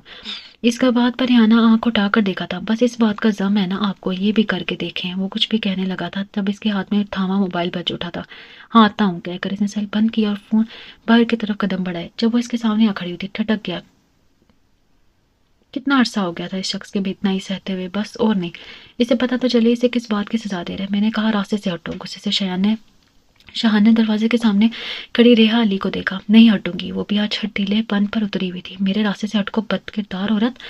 بدھ غصے سے دروازے کے سامنے سے ہٹاتا وہ چیخا تھا، بد کردار عورت، بد کردار عورت، میں بد کردار ہوں، میں بد کردار ہوں۔ ایک بار پھر اس کے سامنے تھی۔ کیوں؟ کس لیے آپ نے مجھ پر الزام لگایا؟ حیرت کی شدت سے اس کی آواز کانپ رہی تھی۔ جائیں شاہان، آنسو اس کی آنکھوں سے وہ شدت سے گرے تھے۔ اپنے اندر جھانکو، سارے جواب مل جائیں گے۔ نفرت انگیز لہجے میں اس نے طنز سے کہا، اپنے قدم بڑھائے تھے۔ آپ نے ایسا کیوں کہا شاہان؟ میرا ماضی تو کسی صاف آئینے کی طرح آپ کے سامنے ہے۔ میرا وجود، میرا دل، سب پر بس آپ کا اختیار ہے۔ پھر کیوں کہا آپ نے ایسا؟ روتے وہ پھر سے اس کے سامنے کھڑی پوچھ رہی تھی۔ اچھا تو پھر جیسی کون تھا؟ وہ تلک سے انداز میں اس نے کہا تو اس کے قدم لڑکھڑائے تھے۔ جیزی؟ اس نے حیرت سے دہرایا۔ تو اس جیزی کے حوالے سے شک کر رہا تھا، الزام لگا رہا تھا؟ جیزی جو اس کا یونیورسٹی فیلو کا اچھا دوست ہے؟ میرا جیزی سے یا کسی سے دوسرے مرد سے ایسا کوئی تعلق نہیں ہے، وہ صرف میرا دوست تھا۔ میرا نکاح آپ سے ہوا تھا اور میں اس بات سے آگاہ تھی، پھر میں یہ کیوں کر سکتی تھی؟ آپ ایسا سوچ کیسے سکتے ہیں؟ روتے ہوئے اس کے قدموں میں بیٹھی اس کی بدگمانیاں دور کرنے کی کوشش کر رہی تھی۔ ریحا علی کو اسے تنفر سے دیکھا تھا۔ مجھے تمہاری کہانیاں نہیں سننی، بہت نفرت اور بیزاری سے کہتے ہوئے جھٹکے سے وہاں سے باہر نکل آیا تھا۔ بہت روتے ہوئے اس کے سینے سے لگی تھی۔ میں نے کہا تھا نا پاپا، وہ پتھر ہے اور پتھر کب نرم ہوا کرتے ہیں، یا تو وہ ٹوٹ جاتے ہیں توڑ دیتے ہیں۔ دیکھا اس نے مجھے توڑ دیا، ریزہ ریزہ کر دیا۔ شدت سے روتے ہوئے کہتی ریحا علی سرفراز علی کے سینے سے لگی تھی، ماتم کو نہ تھی۔ مجھ سے شادی کرو گی؟ اپنی سب آنکھیں روہینہ شاہ کے وجود پر گاڑتے اس نے پوچھا تھا۔ جن سے محبت کی جاتی ہے نہ اذیت اور انتظار کی سولی پر نہیں لٹکایا جاتا۔ ہلکے سے مسکرا کے اس نے جواب دیا تھا، اس لیے تو تمہیں اس اذیت اور انتظار سے بچانا چاہتا ہوں۔ ہم جو کہہ رہے ہیں آپ جانتے ہیں؟ نہیں، میں کچھ نہیں جانتا سوائے اس ایک بات یا سوال کے کہ تم مجھ سے شادی کرو گی۔ اس نے اپنا سوال دہرایا تھا۔ شاہان، اگر آپ ہماری محبت میں ایسا کہہ رہے ہوتے تو شاید یقیناً ہم خود کو اس کائنات کی خوش نصیب عورت گردانتے، مگر آپ ایسا ہماری محبت میں نہیں، مگر ریحا علی کی ضد میں کہہ رہی ہیں۔ روہینہ کی بات پہ سے سختی سے سر جھٹکا تھا۔ جو میں نے پوچھا اس کا جواب دو مجھے۔ وہ گہرا سانس لیتی کھڑکی کے پاس جا کھڑی ہوئی تھی. وہ منتظر سا بیٹھا تھا. نہیں، باوجود اس کے کہ آپ کی ہماری ذات پر بے تحاشا احسانات ہیں، آپ کی وجہ سے ہم یہاں اس گھر میں محفوظ ہیں. آپ نے جس طرح اس شخص سے ہماری عزت بچا کر ہمیں یہاں نہ صرف اپنا دی بلکہ اپنی بہت عزت سے رکھا. ہم اگر اپنا تمام عمر آپ کے قدموں میں بیٹھے رہیں تب بھی آپ کے احسان نہیں چکا سکتے. باوجود اس کے ہمارے دل کے پہلے اور آخری مہمان ہیں. اب آپ سے پہلے اور آپ کے بعد کوئی ہمارے دل کے بند در کبھی نہیں کھول پائے گا. اس کے باوجود بھی نہیں، محبت بھی کرتی ہوں اور انکار بھی کرتی ہوں. واہ! شاہان علی کے سوال پر آنکھوں کی نمی صاف کرتی پلٹی تھی. ہم محبت کرتے ہیں، اس لیے محبت کی بددعا سے ڈر لگتا ہے. کسی کے دل میں بس محبت کو رلانے سے ڈر لگتا ہے. وہ مجھ سے محبت نہیں کرتی. پہلے اپنے دل سے بدگمانی چٹک کر اپنے اندر جھانکے، پھر پتہ لگے گا آپ کو کہ آپ کے دل میں ریحا کے علاوہ کوئی نہیں ہے، اور وہ بھی صرف آپ کو چاہتی ہے. بدگمان مت ہوں شاہان، اور انا کی یہ جنگ چھوڑ کے اس کی طرف لوٹ جائیں. یہ آپ کا نصیب ہے، جو آپ کا نصیب ہے. گاڑی ڈرائیو کرتے اس کا ذہن مختلف سوچوں کی ماجگا بنا ہوا تھا. مختلف اوقات میں مختلف لوگوں کی باتیں اس دماغ میں گونجتی. اس کے اضطراب میں اضافہ کاری تھی. وہ تمہاری منتظر ہے شاہان، اس کے انتظار کو مت رلاؤ. پاپا کی آواز ذہن میں گونجی. اس نے سر جھٹک کر کسی سوچ سے پیچھے چھڑانے کی کوشش کی. وہ تم سے محبت کرتی ہے شاہان، جبھی تو اتنی جلدی یہاں ایڈجسٹ ہو گئی ہے. ورنہ تمہیں کیا لگتا ہے وہ تمہارے خوف کی وجہ سے یہاں ہے؟ زینب آپی نے بہت پہلے کہا تھا، اور اس نے بےحد سختی سے ہنستے ہوئے انہیں جھٹلایا تھا. تم اسے محبت نہیں کرتی، تم اسے گھر میں کیوں لا بٹھایا؟ احسن کے سوال کے جواب میں سے کندھے جھٹکتے سے جواب جھٹلایا تھا. میں اس کا غرور توڑنا چاہتا تھا. کیا واقعی؟ احسن کے ساتھ ساتھ اس کے اپنے دل نے پوچھا تھا. میرا وجود، میرا دل، سب پر بس آپ کا اختیار ہے شاہان. روتے ہوئے کسی نے التجا کی. اس کے وجود میں اضطراب بڑا تیزی سے موڑ کاٹتے ہوئے اس نے ایک پل کو گھبرایا تھا. وہ ایک پل کا دھماکے کی آواز دور تک گونجی تھی. بیگانہ ہوتے آواز کے ساتھ اس نے بہت سے قدموں کی طرف اپنے طرف آتے دیکھا تھا. یک ٹھنڈے کوریڈور میں موجود ان سب لوگوں کے ہاتھ ان کی سلامتی مانگنے کے لیے اٹھے ہوئے تھے. بڑے ابا اور زینب آپی گاؤں میں آ گئے تھے. دونوں مسلح بچھائے اپنے رب سے ان کی زندگی اور ان کی سلامتی کی بھیک مانگ رہے تھے. سرفراز علی بہت پریشانی سے بھاگ دوڑ کر رہے تھے اور ان سب کو تسلی بھی دے رہے تھے. حمیرہ علی بہتی آنکھوں اور کامتے لبوں کے ساتھ اپنے قریب کھڑی احسان علی سے بار بار ایک ہی سوال کیے جاتے. وہ ٹھیک تو ہو جائے گا نا احسان؟ اسے کچھ ہوگا تو نہیں؟ وہ ان کا سرد ہاتھ تھامے تسلیاں دے جا رہے تھے. آسیہ بیگم ہاتھ میں تسبیح لیے مسلسل مناجات میں مصروف تھیں، اور ان سے ذرا ہٹ کر بیٹھی ریحا علی جو اس وقت وہاں موجود ہوتے ہوئے بھی وہاں کہیں نہیں تھی، ڈرے دل کے ساتھ خوف اور بے چینی کی ردا اور اوڑے اور بند آنکھوں سے ساتھ اپنے رب کی طرف متوجہ تھی. بہت مبارک ہو. ڈاکٹر کے الفاظ میں سب کے تن مردہ میں جان ڈالتی تھی. آپ کے پیشنٹ کو ہوش آ گیا، وہ خطرے سے باہر ہے. دل بے اختیار ہی اس رب رحمان کے سامنے سجدہ ریز ہو گیا تھا. میں نے آج تک تمہیں کچھ نہیں دیا، وہ ممتا تک نہیں جو تمہارا حق تھا. اس کے باوجود میں آج تم سے کچھ مانگنا چاہتی ہوں شاہان. مجھے اپنی ماں کو اس کے تمام غلطیوں کے لیے معاف کر دو بیٹا. انہوں نے روتے ہوئے التجا کی. اس نے فوراً ان کا ہاتھ تھام لیا تھا. آپ کیسی باتیں کر رہی ہیں مما؟ اس نے اٹھنے کی کوشش کی تھی. لیٹے رو شاہان، ابھی ڈاکٹر نے تمہیں یوں اٹھنے بیٹھنے سے منع کیا. پاس ہی کھڑے احسان علی فوراً آگے بڑھے تھے. ریحا شاہان کے لیے سوپ بنا دیا بیٹا؟ کمرے میں باہر آتے ہوئے میرا نے پوچھا تھا. جی پھپھو، وہ کچن سے نکلی تھی. اوکے تو بیٹا اندر لے آؤ جی کہہ کر وہ واپس کچن کی طرف مڑی تھی. سوپ باؤل میں ڈالے ہوئے سیڑھیاں چڑھتی بیڈ روم میں آ گئی تھی جہاں شاہان کے پاس حمیرہ پہلے سے موجود تھی. یہ لے. اس نے باؤل حمیرہ کی طرف بڑھایا. ریحا میں نماز پڑھنے جا رہی ہوں بیٹا، شاہان کو سوپ تم ہی پلاؤ. حمیرہ کے جانے کے بعد وہ بستر پر اس کے قریب آ بیٹھی تھی. جب وہ سوپ ختم کر چکا تو واپسی کے لیے اٹھی تھی. ریحا، شاہان نے پیچھے سے پکارا تھا. وہ رک گئی. ادھر آؤ، میری بات سنو پلیز. وہ پلٹ کر بستر کے کنارے آ کھڑی ہوئی. میں یہ کہنا چاہتا ہوں کہ وہ ایک لمحے کو رکا. میرا نہیں خیال شاہان کہ ہمارے بیچ اب کچھ کہنے اور سننے کو رہ گیا. آپ ٹھیک ہو جائیں تو جائے، جو چاہیں فیصلہ کر لیجیے گا. میں اس گھر سے چلی جاؤں گی. شاہان نے جلدی سے ریحا کا ہاتھ تھام کر اسے رکنے پر مجبور کر دیا. اس کی سبز آنکھیں اس وقت کسی ضبط شدہ آنسو کی طرح چمک رہی تھیں. ریحا، میں جانتا ہوں کہ میں نے تمہاری روح کو گائل کیا. وہ الفاظ، وہ الزام، وہ دراصل تمہاری بد کرداری کا ثبوت نہیں تھے بلکہ میری اپنی کمزوری اور بدگمانی کا نچوڑ تھے. میں نے اپنی انا کی آگ میں تمہیں جلانے کے لیے وہ سب کہا جبکہ میرا دل جانتا تھا کہ تم پاکیزہ ہو. میں نے جیزی کا نام صرف تمہیں دکھ دینے کے لیے لیا تھا. مجھے معاف کر دو ریحا. ایک شخص جو خود اندھیروں میں رہا، وہ روشنی کی قدر کرنا دیر سے سیکھتا ہے. میں اپنے اس گھٹیا الزام پر تمہارے سامنے شرمندہ ہوں. کیا تم مجھے موقع دے سکو گی؟ اس کے لہجے میں ایسی سچائی ٹوٹ پھوٹ تھی کہ ریحا کی آنکھوں سے ضبط کے بندھن ٹوٹ گئے تھے. وہ بد کرداری کا داغ جو اسے جیتے جی مار رہا تھا، شاہان کے اعتراف اور احساس نے ریحا کے اندر ہلچل مچا دی تھی. وہ شاہان کی بات سچ سن کر بغیر کوئی جواب دیے سنجیدگی سے کہہ کر باہر نکل گئی تھی. اس کے دل میں شاہان کی محبت تھی تو کیسے اپنے محبت کو یوں شرمندہ آتے دیکھ سکتی تھی. ریحا، پھپھو کے پکارنے پر اس نے پلٹ کر ان کی طرف دیکھا تھا. ادھر آؤ. وہ ان کے قریب آ گئی تھی. میں لمبی چوڑی بات نہیں کروں گی، بس اتنی سی بات ہے جان کے جو غلطی میں نے کی تھی تم مت کرنا. انا اور زید، ان دونوں کو ساتھ لے کر جینے والے انسان ہمیشہ تنہا رہ جاتے ہیں. وہ لوٹ آیا. ریحا شرمندہ ہے، معافی کا طلبگار ہے. سوالی بن کر سوالی کو خالی ہاتھ نہیں لوٹایا جاتا. اسے معاف کر دو بیٹا. اس گھر نے، ہم سب نے پہلے ہی انا اور زید کے ہاتھوں بے حد زخم کھائے ہیں. مجھے بہت جدائیاں سہی ہیں. اب اور نہیں، اب انا اور ضد کبھی نہیں جیتیں گے، اب بس محبت جیتے گی۔ اسے معاف کر دو بیٹا، محبت کا زر تو بہت وسیع ہوتا ہے۔ ان کی آخری بات پر اس نے حیرانی سے ان کی طرف دیکھا تھا۔ ہاں، میں بے خبر کیسے ہو سکتی ہوں؟ وہ مسکراتے ہوئے اس کی پیشانی چومنے لگی۔ اور یہاں علی نے شاہان علی کو معاف کر دیا تھا، وہ لوٹ آیا تھا، اپنی ساری غلطیوں پر پشیمان تھی۔ پھر وہ اس سے خالی ہاتھ کیسے لٹا دیتی کہ شاہان علی اس کا شوہر انہیں محبوب بھی تھا۔ وہ فون بند کر کے پلٹی رہی، وہ پیچھے کھڑا تھا۔ کس سے بات ہو رہی تھی؟ ٹائی کے نوٹ ڈیلی کرتے اس نے عام سے لہجے میں پوچھا تھا۔ روہینہ سے، وہ مسکرا کے کہتے قریب چلی آئی تھی، اس کا شکریہ ادا کرنا تھا۔ کس بات کا شکریہ؟ وہ حیران سا اس کی طرف دیکھ رہا تھا۔ مجھے میرا شاہان لٹانے کا، کہہ کر وہ جانے لگی جب اس نے ہاتھ بڑھا کر اسے اپنے قریب کر لیا۔ شاہان علی تو شروع سے ہی تمہارا تھا، بس یہ بات تمہاری اور تمہارے شاہان علی دونوں کی سمجھداری میں ذرا دیر سے آئی تھی، بس شکر ہے آ گئی۔ اس کے بے ساختہ کہنے پر بے اختیار قہقہ لگا اٹھا تھا۔ پر ایک بات تم بھی ابھی نہیں جانتی مسز ریحا شاہان علی، اس کے چہرے پر آئی سیاہ لٹکوں محبت سے پیچھے کرتے ہوئے اس نے کہا، شاہان علی تو تم سے محبت کرتا ہے، آج سے نہیں بہت پہلے سے۔ اس کی بات پر اس نے شرارت سے اسے دیکھا۔ ایک بات تو آپ بھی نہیں جانتے مسز شاہان، کیا یہ کہ میں یہ بات بہت پہلے سے جانتی ہوں، اس نے شریر سے انداز میں کہا تو شاہان علی نے بے اختیاری سے خود میں سنبھال لیا۔ وہ اس کے کشادہ سینے سے سر ٹکائے سکون سے آنکھیں موند گئی۔ ناول کا نام تھا میرا حاصل تم ہو۔